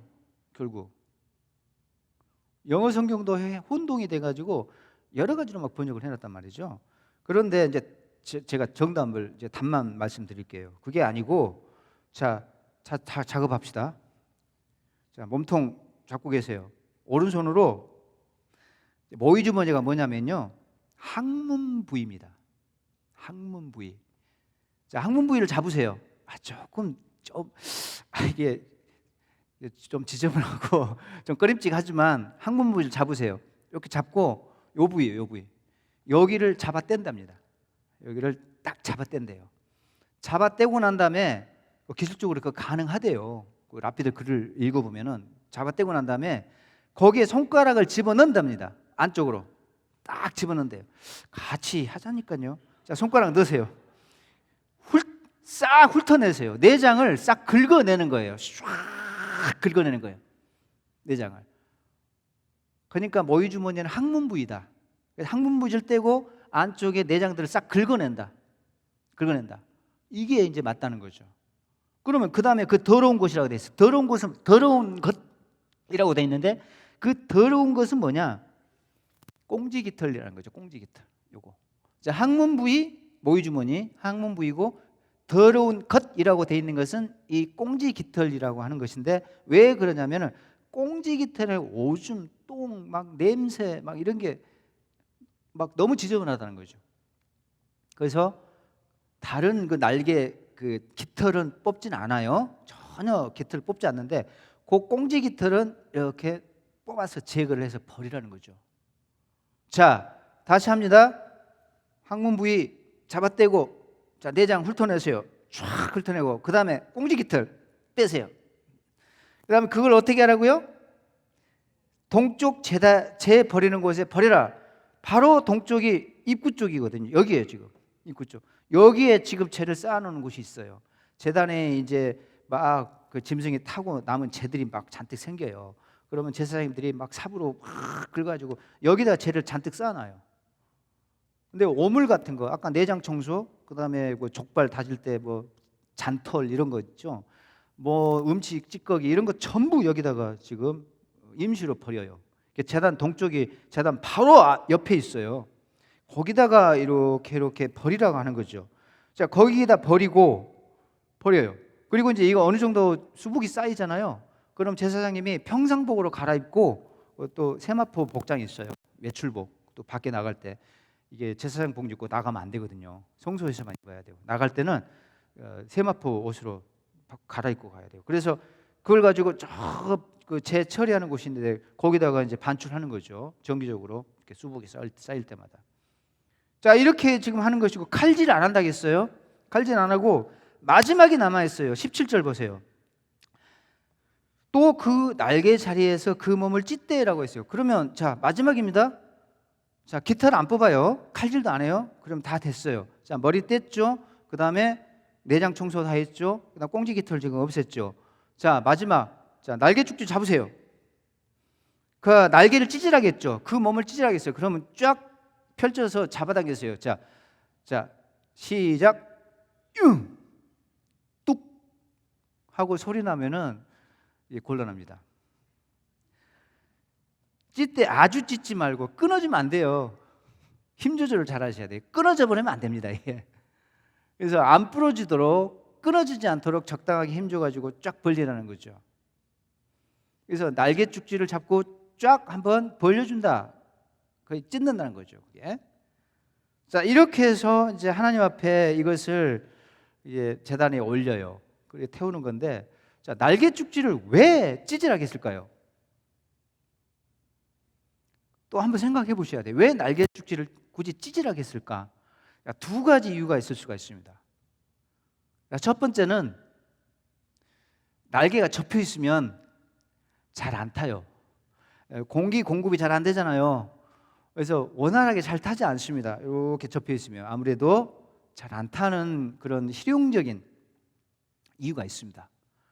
그래서 잘 타도록 펼쳐준 것이 있고 또 한 가지 있어요. 라피들 해석이 다 옳은 건 아닌데 간혹은 참 좋은 해석들이 있어요. 은혜로운 해석들이 있습니다. 이것도 괜찮아요.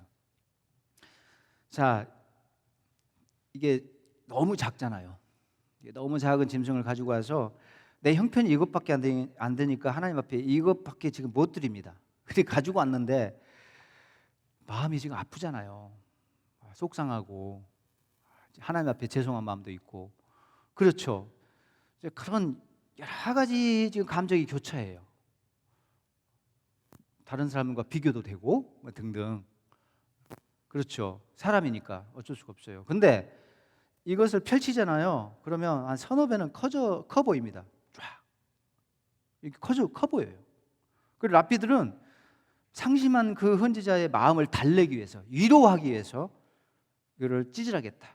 그래서 이걸 키워서 커 보이게 했다. 그래서 커 보이니까 조금이나마 마음이 이제 위안을 받는다는 거죠. 그런 목적이 있다고 해요. 저는 그 해석을 읽고 묵상할 때마다 뭉클합니다. 하나님의 은혜가 살아게 느껴져요. 그래서 그거를 크게 보이게 해가지고 제단에 올리라고 했다는 거죠. 그래서 날개를 쫙 펴면요, 조그만하지만 이렇게 제법 커 보입니다. 그것을 제단에 올려서 태웠다는 것이죠.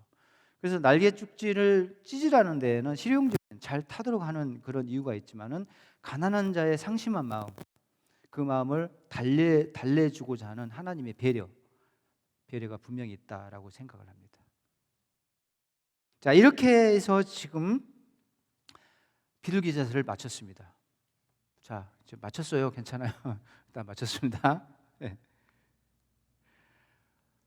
이 비둘기가 특별하게 제가 설명을 한 이유가 있어요.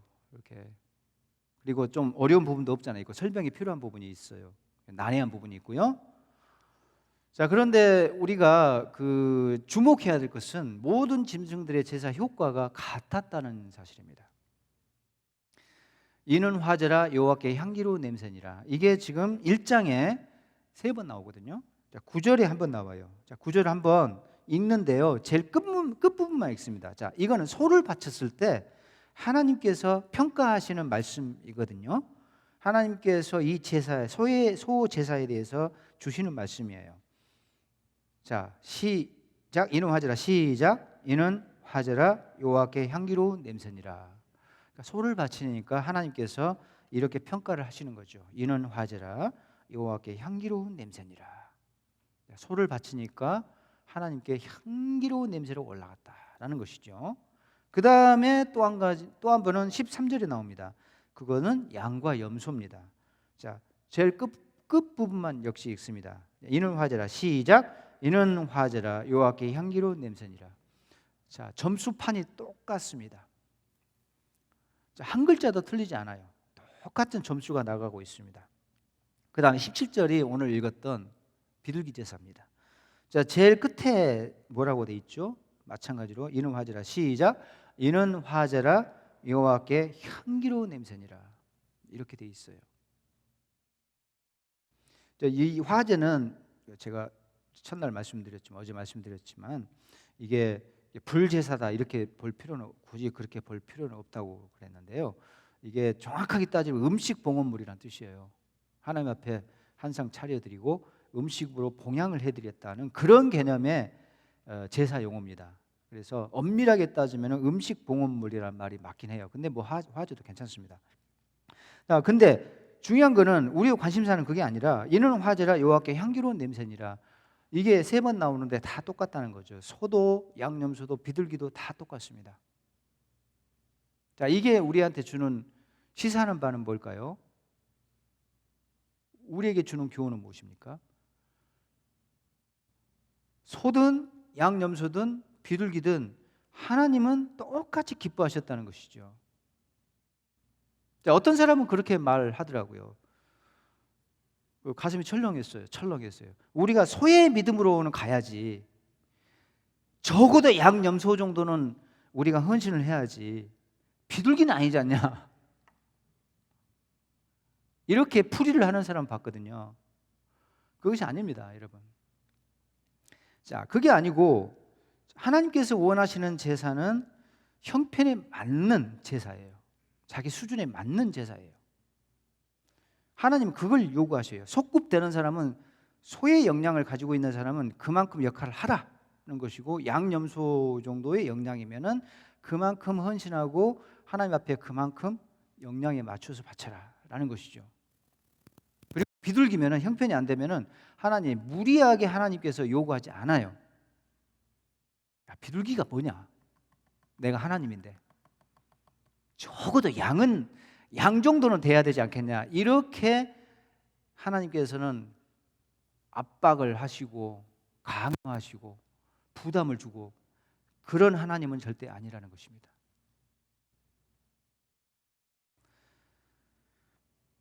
그래서 우리의 역량, 우리의 수준, 나의 어떤 뭐 재정적인 그 능력이랄까요, 수준이랄까요, 거기에 맞추어서 우리가 헌금 생활하고요, 내가 그 수준에 맞추어서 내가 받은 달란트만큼 쓰임 받는 것, 이게 중요합니다. 하나님께서는 그 이상을 요구하지는 않아요.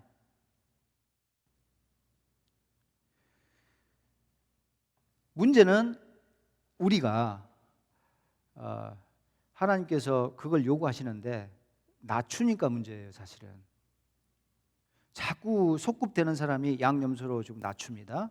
양염소 정도는 충분히 되는데 비둘기로 낮추어요. 낮추는 것이 문제예요, 우리는. 근데 하나님은 절대 강요하지 않아요. 양염소 정도 영양이 안 된 사람한테 야, 한번 다 긁어 모으면 소 안 되겠냐? 이렇게 요구하지 않습니다, 여러분. 절대 그렇게 하지 않아요. 한국 교회가 한참 잘 나가고 부흥할 때, 부흥회 하면 그때는 하나님께서 귀하게 보셔요. 그때는 막 집문서 바치고 논문서 바치고 다 바치고 막 그랬어요. 하나님께서 또 채워줄 줄 믿고 다 바쳤어요. 귀하죠. 그것 때문에 한국 교회가 복 많이 받았어요. 자발적으로 이제 자원해서 그런 감동이 생기면 그렇게 할 수는 있지만, 그렇다고 해서 하나님께서 일상에 우리의 이 신앙생활 하는데 하나님께서 그걸 강요하거나 윽박지르거나, 하나님께서 우리에게 그런 헌신의 자리, 무리한 헌신의 자리로 나오도록 우리에게 막 소를 요구하고 영양 이상의 것을 우리에게 부과하면서 강요하면서 우리를 막 쥐어짜거나 그런 하나님은 아니십니다. 절대 쥐어짜진 않으셔요. 우리의 역량에 맞추어서 헌신의 자리에 나오고 우리의 수준에 맞추어서 헌금 생활하고, 그러면 하나님께서는 그걸로 만족하셔요. 그게 지금 오늘 번제 이 등급화된 가축이 주는 교훈입니다. 내 역할만큼 하면 됩니다. 양염소의 역량을 가진 사람은 그거 바치면 하나님께서 100점 주신다니까요. 소의 역량 가진 사람은 그거 바치면 하나님께서 100점 주시고, 그 정도 역량이 안 된 사람은 줄여서 바치면 그거 100점 주시고, 그게 너무 가난해서 형편이 안 되면 비둘기 바치면 하나님께서 100점 주십니다.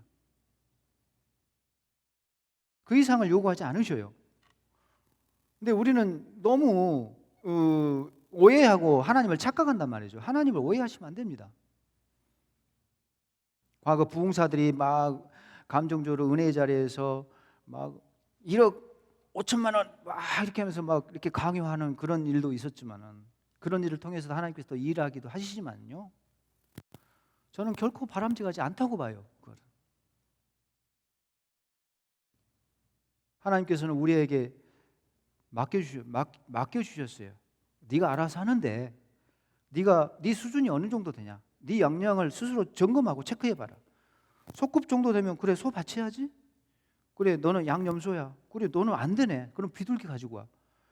하나님은 더 이상 무리하게 뭐 언짢아하거나 섭섭해하거나 그러지 않습니다.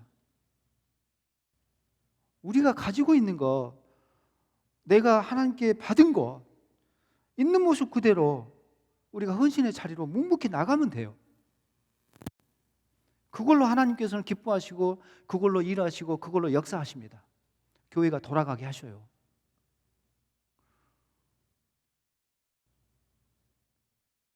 문제는 우리가 그렇게 안 한다는 것이죠. 줄여요. 자꾸 줄인다니까요. 충분히 소만큼의 영양이 되고 수준이 그 정도 되는데 이게 돈이 얼만데 이게 지금 또 돈 굴려야 되는데 좀 빼고 다음에 줄여서 좀 바치고, 내가 가방끈이 이렇게 긴데 내 달란트가 이만큼, 하나님이 주신 달란트가 이만큼인데 그것을 교회에서 봉사하는데 쓰임 받으면 좋겠는데요. 그만큼 내가 헌신의 자리로 안 나오는 게 문제란 거죠. 그게 우리의 문제예요.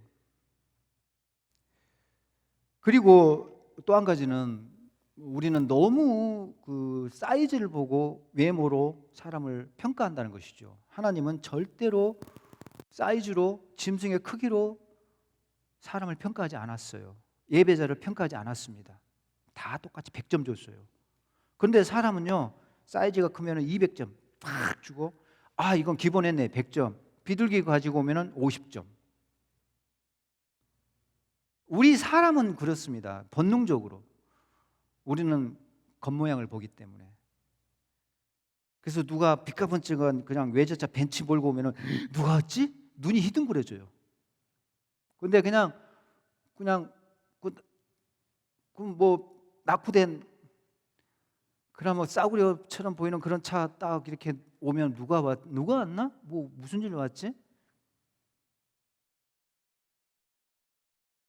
이게 우리의 모습이라는 거죠. 자동적으로 그렇습니다. 본능적으로. 저도 그렇습니다. 마찬가지예요. 우리는 사람이기 때문에 자꾸 크기를 가지고 사람을 평가하고 외모로 평가하고 그 사람의 어떤 스펙이나 역량, 가진 것, 이런 것으로 사람을 평가하고 이렇게 등급화해요, 사람을.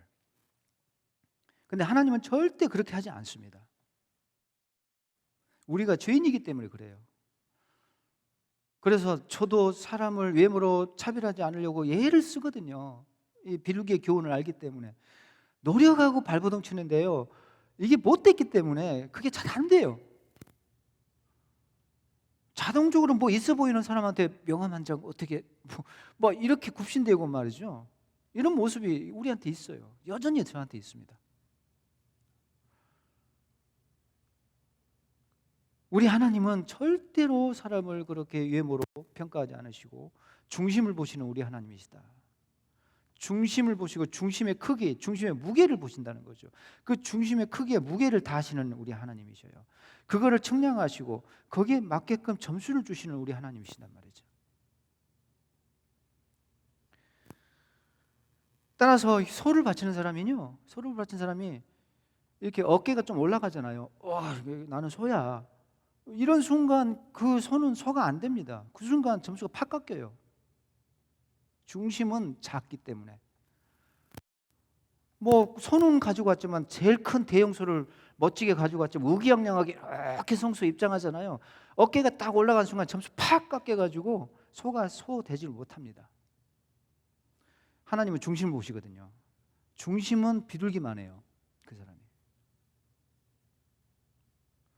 그런데 소를 가지고 올 때도 하나님 죄송합니다, 더 자주 와야 되는데, 그리고 더 많이 바쳐야 되는데, 마치 비둘기 바치는 것 마냥 하나님 앞에 참 감사한 마음이 넘치면서 죄송한 마음도 있고 겸손하게 내 것이 아닙니다 라는 진정한 신앙 고백을 담아서 재물을 가지고 왔을 때 그 중심이 너무 크단 말이죠. 너무 커요. 그럼 소가 소 되는 겁니다. 그때 하나님은 기뻐하셔요, 그 재물을. 양념소 가지고 온 사람도 마찬가지입니다. 비둘기 가지고 온 것 마냥 겸손하게 와야 된다는 거죠. 그래도 나는 비둘기보다는 좀 낫지, 저 정도는 아니지만, 이런 건방진 생각하시면 안 된다는 것입니다. 내가 저 사람에 비교해서는 월등히 큰 짐승이지만 여전히 나도 사실은 이거 비둘기 정도밖에 안 됩니다 라는 그런 마음으로 바쳐야지 그 양이 양 된다는 것입니다. 하나님께서는 그거를 너무 기쁘게 받으신다는 거죠.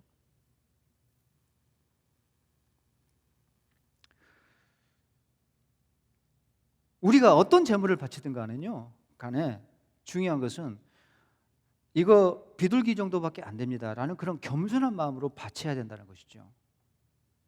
그리고 실질적으로 그래요. 실제적으로 한 방에 훅, 언제 우리가 나락에 떨어질지 몰라요.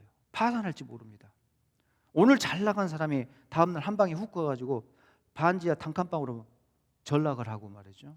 집 다 팔고 차 붙고 말이죠. 인생이 어떻게 될지 모르는 거죠. 나도 비둘기 수준으로 떨어질 수 있어요. 그러니까 우리가 비둘기에서 출발하자는 거죠. 여러분, 비둘기 제사를 무시하면 안 됩니다. 비둘기 제사가 내 제사다라는 생각을 해야 된다는 것입니다. 나도 언제든지 비둘기가 될 수 있다. 그런 마음으로 우리가 헌신의 자리로 나와야 된다는 것이죠.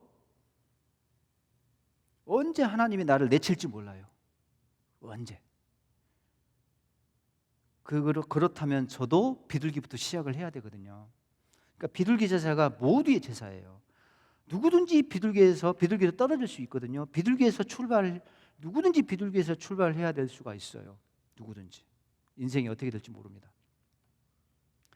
그러니까 반대로 생각하셔야 돼요, 여러분. 오늘 잘 나간 사람이, 의기양양했던 사람이 그냥 깡통 찼잖아요. 참 교회 나오기 힘듭니다. 그런 사람 주변에 좀 덜어 있잖아요.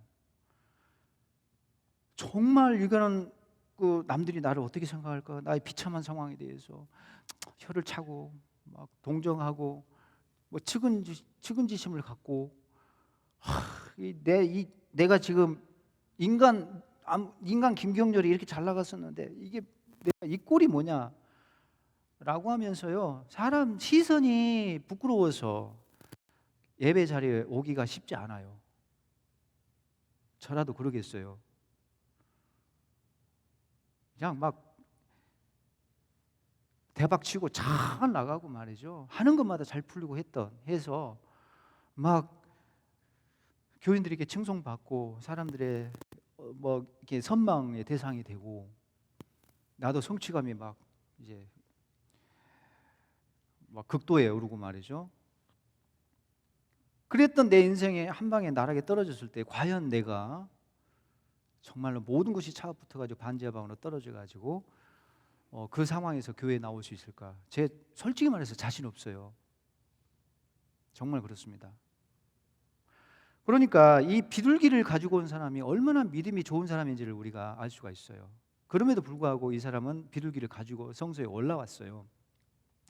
굉장한 믿음의 소유자입니다. 이 사람은 대단한 사람이에요. 인간적으로는 비교가 되기 때문에 열등의식도 있기 때문에요. 참 이게 차마 이제 올라가기가 쉽지 않아요. 그런데 이 비둘기를 들고 다른 사람은 소 가지고 오고 양념소 막 가지고 막 웅성웅성대고 시끌벅적한데 나는 비둘기 들고 이렇게 용기 내서 성소에 올라온단 말이죠. 그 용기가요, 보통 용기가 아닙니다. 사랑하는 여러분, 그래서 비둘기 제사를 절대 무시하면 안 됩니다. 비둘기 바친 사람은 정말 믿음의 사람이에요. 제가 볼 때는. 그리고 언제 우리도 비둘기로 떨어질지 모릅니다. 그리고 비둘기를 떨어졌을 때 저는 우리의 믿음이 검증된다고 생각을 합니다. 바닥으로 떨어져 봐야지 내 믿음이 진짜인지 가짜인지가 그때 판정이 된다고 저는 생각을 해요. 사랑하는 여러분, 비둘기 제사는 바로 우리의 제사입니다. 여러분의 제사입니다. 누구든지 비둘기로 떨어질 수가 있어요. 언제 우리도 소를 바치다가 비둘기를 바치게 될지 모릅니다. 그리고 소를 바칠 때도 언제든지 겸손하게 이제 비둘기 정도밖에 안 된다는 그런 겸손한 마음으로 바치셔야 되고, 그리고 뭐 가방끈이 기니 짧니 그런 말을 더 이상 하지 맙시다. 나는 이 능력이 이 정도밖에 안 되니까 교회에서 이렇게 뭐 써먹을 데가 별로 없어. 그런 말씀 하시면 안 돼요. 교회는 똑똑한 사람이 설치고 다니는 거지. 재주가 있는 사람들이 앞에서 막 이렇게 나대고 말이지, 으쌰으쌰 하는 거지. 내가 내가 가진 것도 아무것도 없고 말이죠. 스스로를 열등의식에 사로잡혀 가지고 써먹을 데가 없다 생각하시고 말이죠. 자기 자신을 그렇게 비하하거나 자격지심을 갖거나 그럴 필요는 없다고 생각을 해요. 여러분, 교회라는 것이 앞에서 막 으쌰으쌰한 사람들 때문에 막 돌아가는 것처럼 보이죠. 그 사람들이 있어야지만 교회가 막 잘 될 것처럼 보이죠. 저는 그렇게 믿지 않아요. 그것도 중요하죠. 필요하죠. 그런 사람들도 분명히 있어야 되죠. 그런데 여러분들, 과부의 두렙돈을 생각하셔야 됩니다. 두렙돈. 그때 당시에 부자들이 막 이렇게 헌금 다발을 들고 와가지고 연복에다 막 집어넣었거든요. 이렇게 집어넣었어요. 그게 성전을 돌린 것처럼, 성전이 막 돌아가게 하는 것처럼, 뭔가 잘 되게 하는 것처럼 그렇게 사람들이 착각하고 오해를 한단 말이죠. 아니나 다를까 그 돈으로 성전을 엄청나게 치장을 했잖아요. 화려하게 장식을 하고 리모델링을 하고, 그 많은 기득권자들의, 부자들의 그 막대한 헌금을 가지고요, 이게 당시에 사제들과 이 권력자들이 결탁을 막 했었거든요. 부자들이 결탁을 했었어요. 가난한 자를 막 피를 빨아먹고 민중들을 학대하고, 그래서 이렇게 아부도 하고 또 잘 보이고 싶고 해서 사제들한테 아부도 할 겸해서 막대한 헌금을 막 이렇게 쏟아 부었어요. 연복에다가 막 부었는데, 그 돈이 이제 그런 식으로 성전을 화려하게 이렇게 장식하고 웅장한 성전으로 이렇게 리모델링 하는데 주로 많이 사용됐어요. 압도적으로 멋진 헤롯 성전이 만들어진 거예요. 지금 46년 동안 그 작업을 해왔고요. 요한복음 보면요, 앞으로도 그 작업이 공사가 계속 진행되고 몇 년 더 해야 될 그런 상황이었어요. 46년 동안이나 그 일을 해왔어요. 국제적으로 헤롯 성전이 너무나 유명한, 지중해 연안에서 한번 꼭 가보고 싶은 성전, 그렇게 소문난 그런 성전이 됐어요.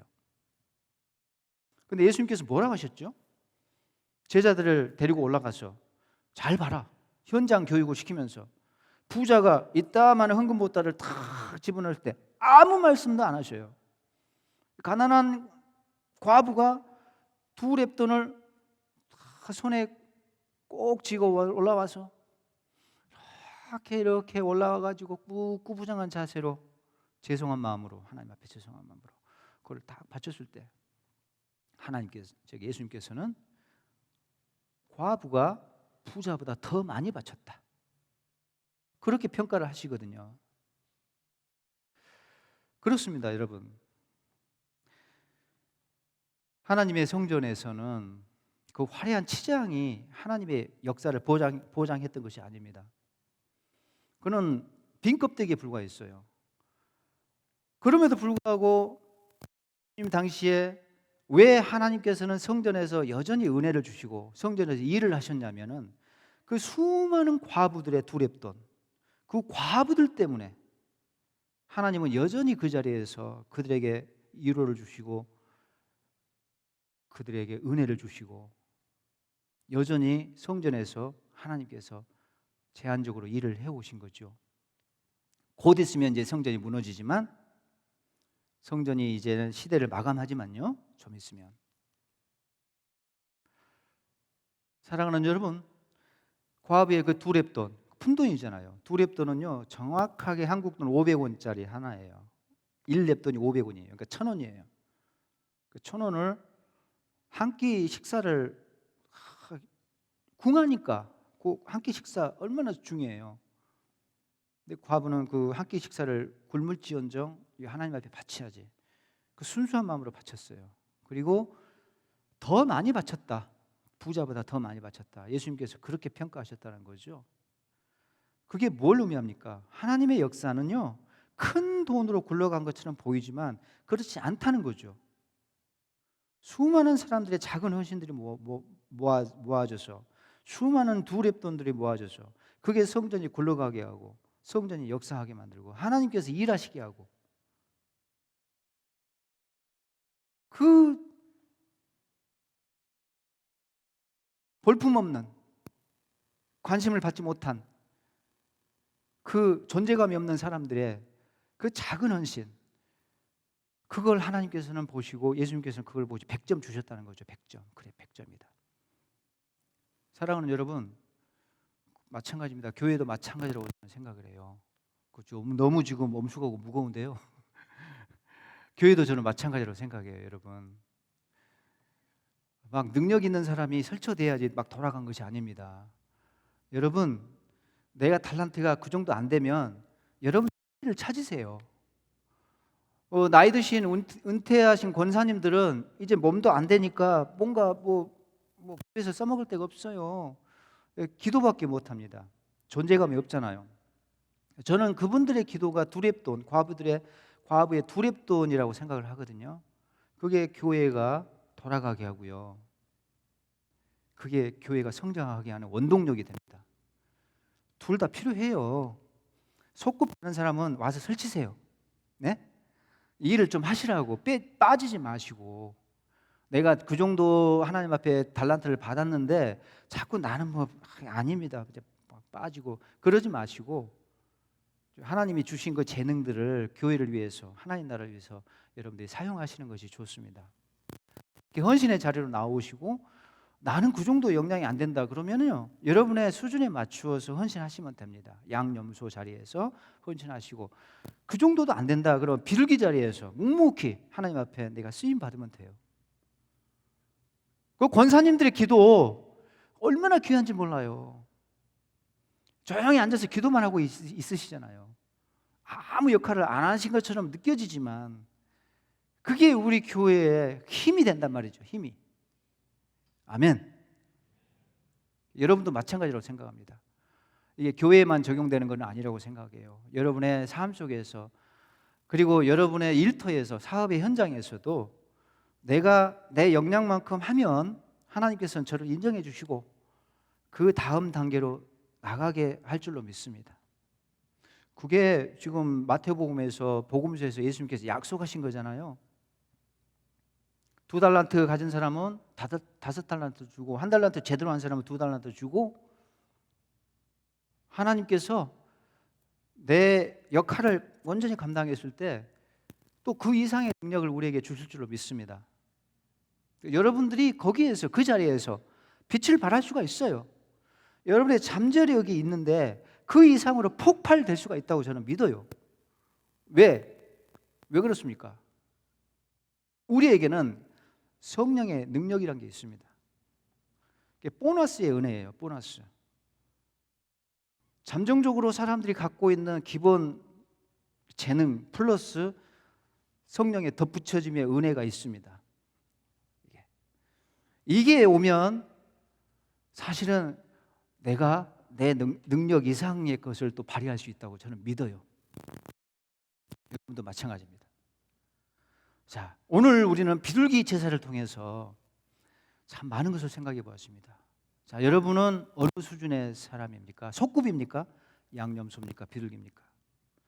자, 비둘기라고 해서 열등의식 갖지 말자. 소라고 해서 우월감을 갖지 말자. 하나님은 중심을 보신다. 다 똑같이 평가하시고 기뻐하신다. 내 모습 그대로 하나님 앞에 쓰임 받는 것이 중요하다라는 것입니다. 절대 비교하지 마십시오. 그리고 예배 자리에는 차별이란 게 있을 수가 없습니다.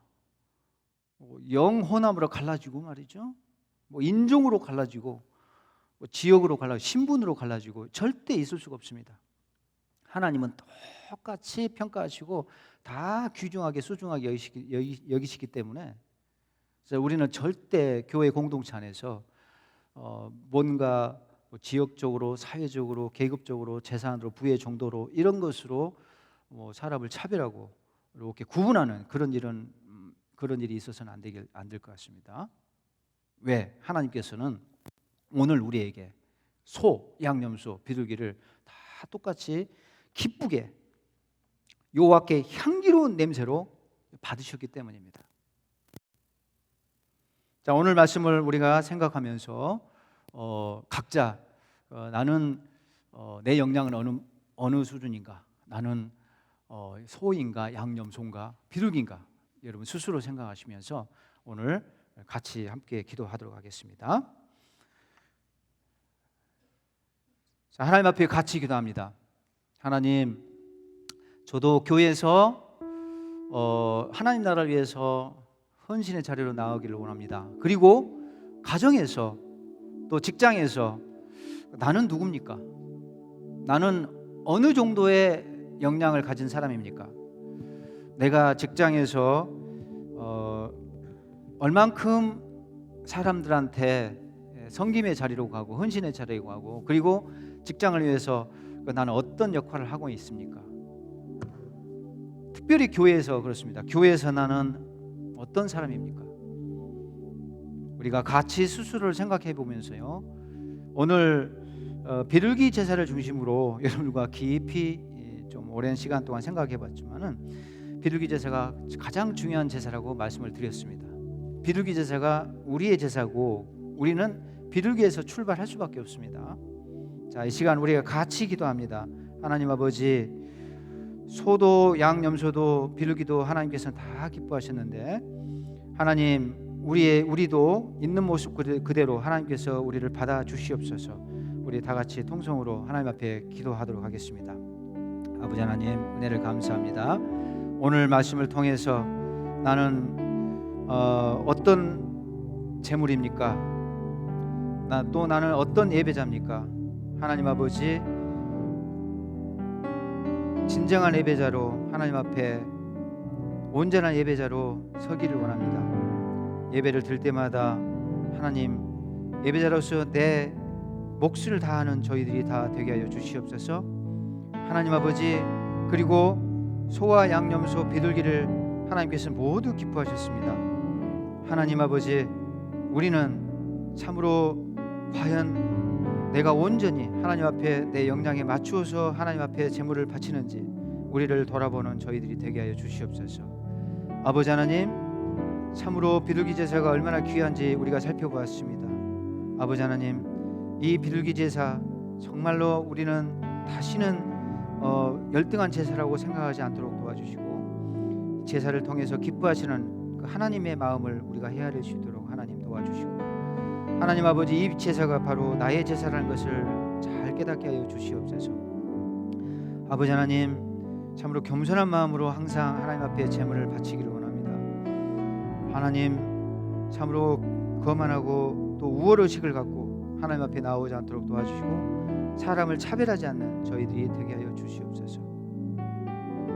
제가 기도하겠습니다. 아버지 하나님, 오늘 본제를 통해서 저희들이 예배에 대해서 배웠습니다.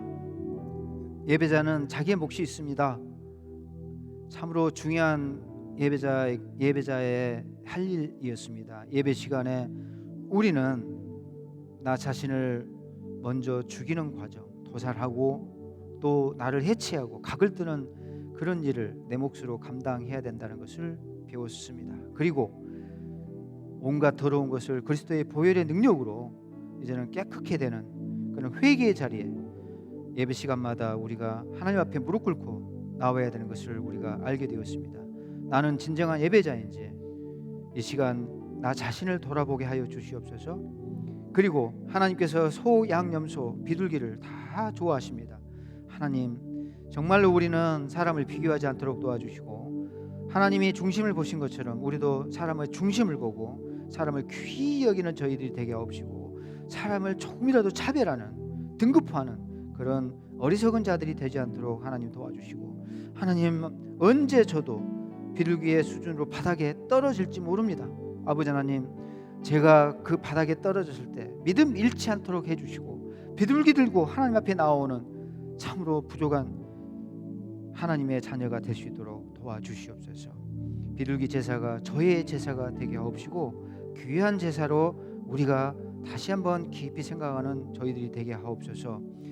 참으로 우리 교회가, 아버지 어스틴 한인 장로교회가 모든 성도들이 각자의 임무를, 역할을 온전히 감당하여서 아름답게 성장하는 그런 교회가 되게 하옵시고, 부흥의 역사가 일어나게 하옵시고, 하나님 나라의 놀라운 이 복음의 역사가 이 교회에서 일어나게 하여 주시고, 다시 한번 이 교회를 통해서 하나님께서 원하시는 교회 가시는 모든 뜻이 다 이루어지게 하여 주시옵소서. 모든 사람들이 소의 역량과 양 염소의 역량과 비둘기의 역량으로 하나님 앞에 나와서 각자 이제는 있는 모습 그대로 쓰임받는 그런 모든 성도들이 되게 하옵시고, 그리하여서 교회가 참으로 놀랍게 부흥하고 번성하는 소문난 그런 교회가 되게 하여 주시옵소서. 각자 사업장에서 일터에서 하나님 아버지 참으로 하나님 앞에 이런 마음 자세로 그 직장을 또 섬길 때 하나님 놀라운 축복의 장소가 되게 하옵시고, 그 자리에서 하나님의 역사가 나타나게 하옵시며, 참으로 그리스도인의 이런 헌신의 모습을 보고 섬김의 모습을 보고 이들이 하나님의 살아계심을 느끼고 참으로 그리스도를 발견하고 그들이 또 전도를 받고 그리스도를 알고 또한 복음의 비밀을 깨닫는 생명의 역사가 일어나게 하여 주시옵소서. 부족한 저희들을 직장에서도 일터에서도 그렇게 사용해 주시기를 간절히 원하고 바라옵나이다. 예수님의 이름으로 기도했습니다. 아멘.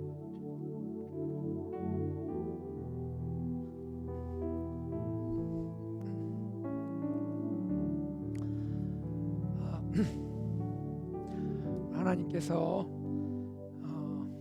우리에게 정말 큰 은혜 주신 것 같아요.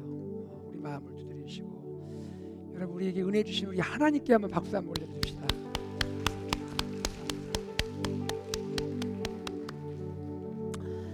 내일 세미나로는 마지막인데요, 내일 낮 시간에 1시 반에 집회가 있고요, 저녁에는 7시에 집회가 있습니다. 여러분 내일 주말이잖아요. 많이 오시고 주변에 함께 초청해서 오셔서 은혜 많이 받으시기 바랍니다. 이 시간 오늘 말씀을 기억하면서 우리 찬양 드리기 원합니다. 찬양 드리고 기도하는 시간 갖도록 하겠습니다. 목마른 사슴 신의 문을 찾아, 이 마음을 주님께 올려드리며 찬양하겠습니다.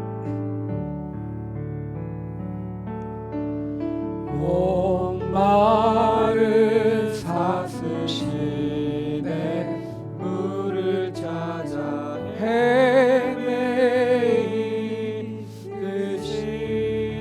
내 영혼 주를 찾기에 갈급하나이다.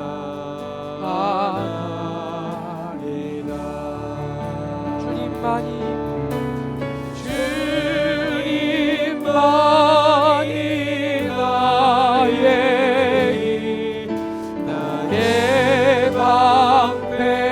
나의 장소가,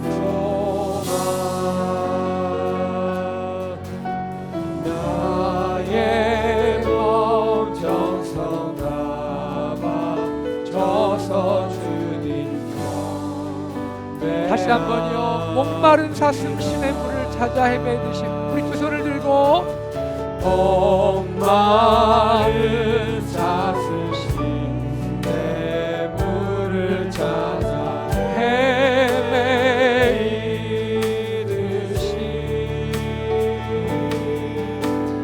내 영혼 주를 찾기에 갈급하나이다.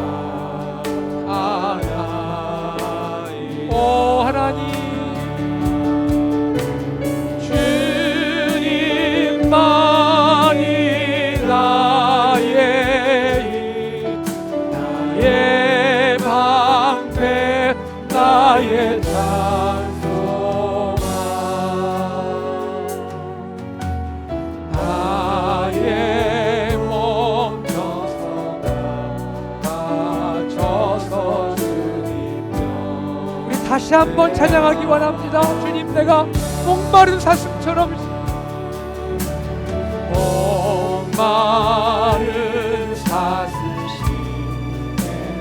물을 찾아 헤매이듯이. 오 주님 사랑합니다. 내 영혼 주를 찾기에 갈급하나. 주님만이 나의 힘이십니다. 주님만이 나의 방패, 나의 장소가, 나의 몸 정성아, 나 져서 주님 곁에 합니다. 여러분 이 시간 우리가 기도하기 원해요. 오늘 이 시간 우리가 합심하여 하나님께 간절히 기도하기 원합니다. 이번 레위기 세미나를 통해서 하나님께서 우리를 향하여 처음 사랑을 회복하라고 말씀하시는 것 같아요.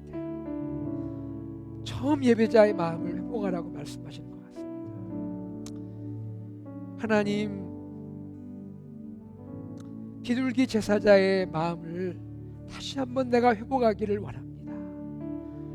하나님, 나도 모르게 그 마음을 잃어버린 것 같아 너무나 안타깝습니다. 하나님, 과부의 두 렙돈을 잃어버리진 않았는지 하나님, 주님께 좀 죄송한 마음, 주님, 과부의 두 렙돈을 소중히 여기는 마음 다시 한번 나에게 허락하여 주시옵소서.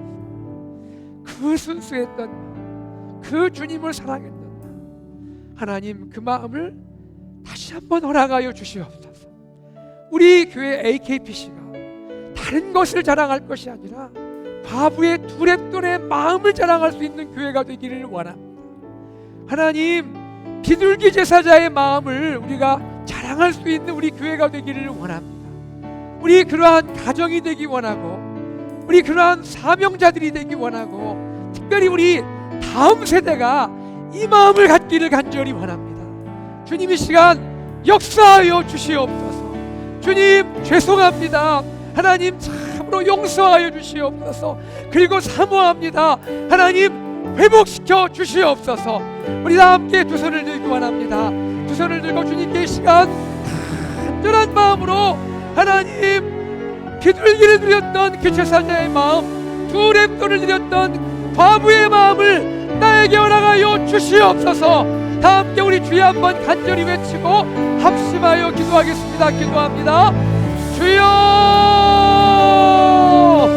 하나님 아버지, 이 시간 주님께 간절히 기도합니다. 하나님, 이 시간 주님께 간절히 기도합니다. 아버지 하나님, 나의 마음 가운데, 하나님, 나의 마음 가운데 비둘기 제사자의 마음을 아버지 잃지는 않았는지요. 하나님, 두 렙돈을 주님께 드렸던 과부의 마음을 잃지는 않았는지요. 하나님 아버지, 나를 용서하여 주시옵소서. 하나님, 나를 용서하여 주옵소서. 하나님 아버지, 주님 앞에 이 마음을 들고 하나님, 내가 그만하고, 하나님, 주님 앞에 아버지 하나님, 내가 감싸지도 못하고, 하나님 아버지, 나를 드러냈던 모습을 하나님이 고백하오니 주여 그 길을 여겨주시고 하나님 불쌍히 여겨주시기를 원하며, 아버지, 나의 모습을 아버지 하나님 사해 주시기를 원합니다. 감히 주님 앞에 나아가지 못할 내가 하나님 아버지, 감히 주님 앞에 손을 들지 못, 주님 앞에 얼굴을 들 수 없는 내가 하나님께 예배자로 나간다는 사실, 제사자로 나가고 하나님께 귀한 아버지 뚠뚠을 드린다는 사실만 해도 감격스럽고 기쁜데, 하나님 아버지, 내 마음 가운데 하나님의 뚠뚠의 과부의 마음을 잃어버렸고, 하나님, 내 마음 가운데 비둘기 제사자의 그 마음을 잃어버린 것 같다. 너무나 죄송합니다. 주님, 불쌍히 여겨주시고 하나님 긍휼히 여기시기를 원하오며, 하나님, 나의 마음 가운데 주님께서 찾아오셔서 하나님 진실로 첫사랑을 회복하게 하시고, 하나님 처음 예배자의 마음을 회복하기를 간절히 원합니다. 자격 없는 나, 허물 많은 나, 하나님 앞에 온전히 다 영광 돌리지 못하는 나입니다. 하나님 아버지, 나의 마음에 은혜를 주셔서 이만큼 축복하시고, 이만큼 베풀어 주시고, 이만큼 귀한 은혜를 주시고 삶의 복을 주셨는데, 하나님이여, 소를 드릴 수 있는 제사자가 된다면 내가 소를 드리는 제사자로 하나님께 나아가게 하시고, 양과 염소를 드릴 수 있는 제사자라면 하나님이여, 그러한 마음으로 예배자로 나아가면 주님을 섬기게 하시고, 하나님 아버지, 비둘기를 드릴 수 있는 아버지 하나님의 피 없는 제사자라면 오히려 감사하고 기뻐하며 그렇게 나아가게 하시며, 우리 AKPC 안에는 차별이 없게 하시고, 하나님이여, 서로 드러나지 않게 하시며, 오직 주 예수 그리스도가 드러나며 예수 그리스도가 주인 되시는, 예수님이 머리가 되시는 우리 교회가 되기 원하고, 우리 가정이 되기 원하고, 하나님, 우리 다음 세대의 마음속에 두 렙돈의 과부의 마음이 심겨지기 원하고, 우리 사랑하는 자녀들의 마음속에 비둘기 제사자의 마음이 심어지기를 간절히 원합니다. 하나님 아버지, 우리를 불쌍히 여기시고 긍휼히 여기시며 하시며 다시 한번 믿음을 회복시키셔서 예배 자리에, 헌신의 자리에, 봉사의 자리에, 하나님 아버지 주님을 섬기는 자리에, 우리 형제와 자매를 돌보는 일에 지역을 섬기고 이웃을 섬기고 하나님이여 미국과 한국과 전 세계 열방 저 아프리카 땅까지 섬기는 모든 일에 우리가 쓰임받도록 도와주시기를 간절히 원합니다. 하나님, 우리의 AKPC를 특별히 기억하시고 사랑하여 주시옵소서. 우리의 AKPC가 주님 앞에 인정받는 교회가 되기 원합니다. AKPC가 하나님 앞에 칭찬받는 교회가 되기 원합니다. 사람의 인정, 사람의 칭찬이 아니라 하나님의 인정하심과 하나님의 칭찬하심 받는 우리가 되기 원합니다. 하나님, 우리를 긍휼히 여기시고 하나님 우리를 사랑하시며 우리의 마음 깊은 곳으로부터 하나님을 향한 사랑이 회복될 수 있도록 주여 역사하여 주시옵소서. 하나님, 죄송합니다. 하나님, 그러면 안 됐는데 하나님 그렇게 했습니다. 하나님, 비둘기 제사자의 마음을 잃어서는 안 됐는데 나도 모르게 그 마음을 잃었습니다. 두렵던 과부의 그 마음을 잃어서는 안 됐는데 하나님 잃었습니다. 주여 용서하여 주옵소서. 긍휼히 여겨 주시옵소서. 하나님, 사람을 바라보기 전에 하나님, 나의 중심 보시는 하나님 앞에 두렵고 떨림으로 나가게 하시기 원합니다.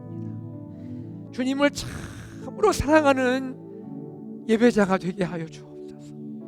주님을 너무너무 좋아하는 헌신자가 되게 하여 주옵소서. 하나님, 우리 AKPC가 다른 어떤 것을 자랑하지 않고 주님 사랑하는 마음, 주님 섬기는 그 마음 주님께 올려드리기를 원합니다. 하나님, 우리 특별히 다음 세대를 위해 축복하며 기도하기 원합니다. 우리 사랑하는 자녀와 다음 세대의 마음에 세상을 자랑하는 마음 없게 해주시고 예수님 사랑하는 마음 있게 해주시고 주님께 예배하는 것이 기쁨이 되게 하시고 작은 것 드릴 때 행복할 수 있도록 역사하여 주시옵소서. 하나님 아버지, 감사합니다. 이번에 귀한 성경 세미나 통해서 우리 마음을 두드리시고 도전하시는 사랑하는 주님, 우리의 마음이 진정으로 회복되도록 역사하여 주시옵소서.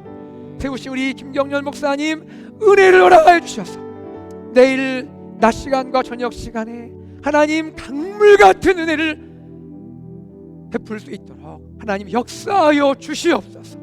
특별히 우리 교회 가운데 여러 가지 마음이 아프고 힘들고 고통스러운 가운데 그래도 주님께 예배하며 기도하며 섬기는 귀한 성도님들이 계십니다.